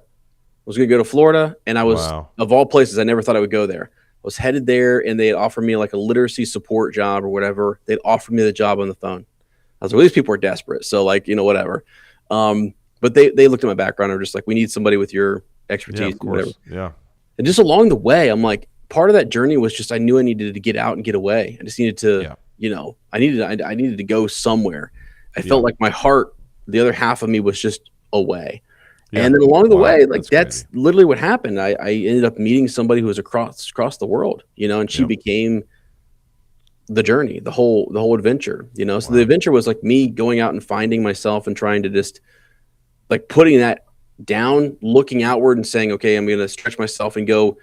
I put my sensory awareness out there, and I was doing interviews and all sorts of stuff. I mean, it's hard to go get your license, and you have to pay a lot of money to go get your license in these other places. Yeah. And as soon as I started doing that, the universe said, all right, stop. Chill out. Hold on. Look, get her on the phone. And instantly call her in. And they're like, all right, you're good. So that's all the effort we needed. So we were like, that's bull crap. As I had to go through so much more. Like, how did that work? But it was just kind of crazy. I don't know. I do think there's something to that though, of like you get to a point where you're like, I'm good, because I was in the same place when I don't know, I was just like, I was resigned to be like, I'm getting to know myself right now, and I'm gonna just accept it. That's good advice for, I mean, not that we like to give a lot of advice or whatever, because we're not those guys, but no, I would tell people, sometimes your resistance to things, it's like you just got to let it go, and then it'll actually once you let everything go and surrender to it, then it tends to work out. Might even just help you see clearly. Yeah, and that's the other thing too. It might just help you like have a little bit of clarity where it's like, oh, okay, maybe could have been this person the whole time. This person in my life. But yes, but sometimes it just allows you to be aware of. Maybe it allows you to be more aware of people coming in and out of your life too, and like, amen. Ironically, you're like more on the lookout if you're not looking for it. I don't know. I don't know if that makes any sense, but yeah. That's what it feels like anyway. Yeah. It does. Amen, All right, my baby. friend. Hey, it's almost 1 o'clock in the morning. Let's go. It's love 1 you o'clock guys. in the morning. Appreciate you now, yeah. The conversation's never boring. Never 'Cause boring. it's in Lane, yeah. Taking me to Savannah. I don't know what the hell I'm saying. I'm out. I'm out. Maia he, Maia ha. Ooh, Yeah. Maia. Every time we say Maya, I think of that. Also, Mayar Angelou. Share the load, guys. Again, this episode, share the load, is just get an episode that you love. Share it with a friend. You know what? Go get a little tiny version of Lord of the Rings, and go knock on someone's door and hand it to them. Say, the Lord of the Rings wants me to share this with you, and He's put it on my heart. Here you go. And they're gonna say, "Whoa, I can't pay for this." You say, "No. It's a gift from the Lord of the Rings." Gift, yeah. And you'll walk away. Don't even tell him your name. I'm gonna tell you what Jesus said. Okay, guys. Sometimes He would heal someone, and He would say, "Go forth, don't say a word." Mm-hmm. That's from the Bible, guys. That's from the Bible. That's from the Bible. Look it up. Make sure you do say Frodo lives at the end. But oh God, please, yeah. And Jesus said the same thing. He said, "Don't tell a word. Frodo lives." Did He raise him again? Was Frodo dead? My gosh, dude, was he? sorry. Stop. It's too late, guys. We get ridiculous. We get lost. All right. If you do want to send anything our way, our P.O. box is the same, baby. It's always been 96, Amanda, Ohio, 43102. Huge shout out to Kevin down there in the post office, our postmaster. He's the man. Isn't he the man, dude? And brother who? Who's the brother down there? Brother Harry. Brother Harry. Friend of me and your father's. You don't know him, so you can't talk about him. I don't know.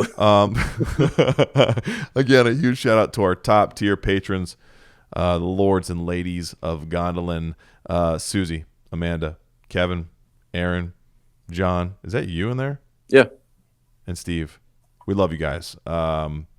Keep the chat alive. We're all kind of busy right now. It's a little slow, and that's okay. Yeah. Again, yep. That's the theme. Don't try to plant corn in the snow. You know what I'm saying? Don't go water your garden in January. Don't do it. Right. Let it rest. Keep that field fallow. Okay. Time for some Fortnite farewells. We want to thank you for creeping on ethereal beings with us. Come on. Pretty nice, wasn't it? Woo. Next time, God, I just felt my girdle go up a little bit. Next time, we'll get to know some more royalty in chapters 5 of Eldamar and Eldalia. Man, dude, these words are tough in this. I'm telling you. They get you just me. Gotta throw your tongue around, you'll be fine. Just roll it around in your mouth and spit out whatever comes out. Just spit it forth. All right. If you like our podcast, don't forget to subscribe, like us, write a review, leave a comment, or send us that Shadowfax. We'll see you in a fortnight or whenever. Don't hold us to it. Remember, Aru sings. Please don't hold us to it.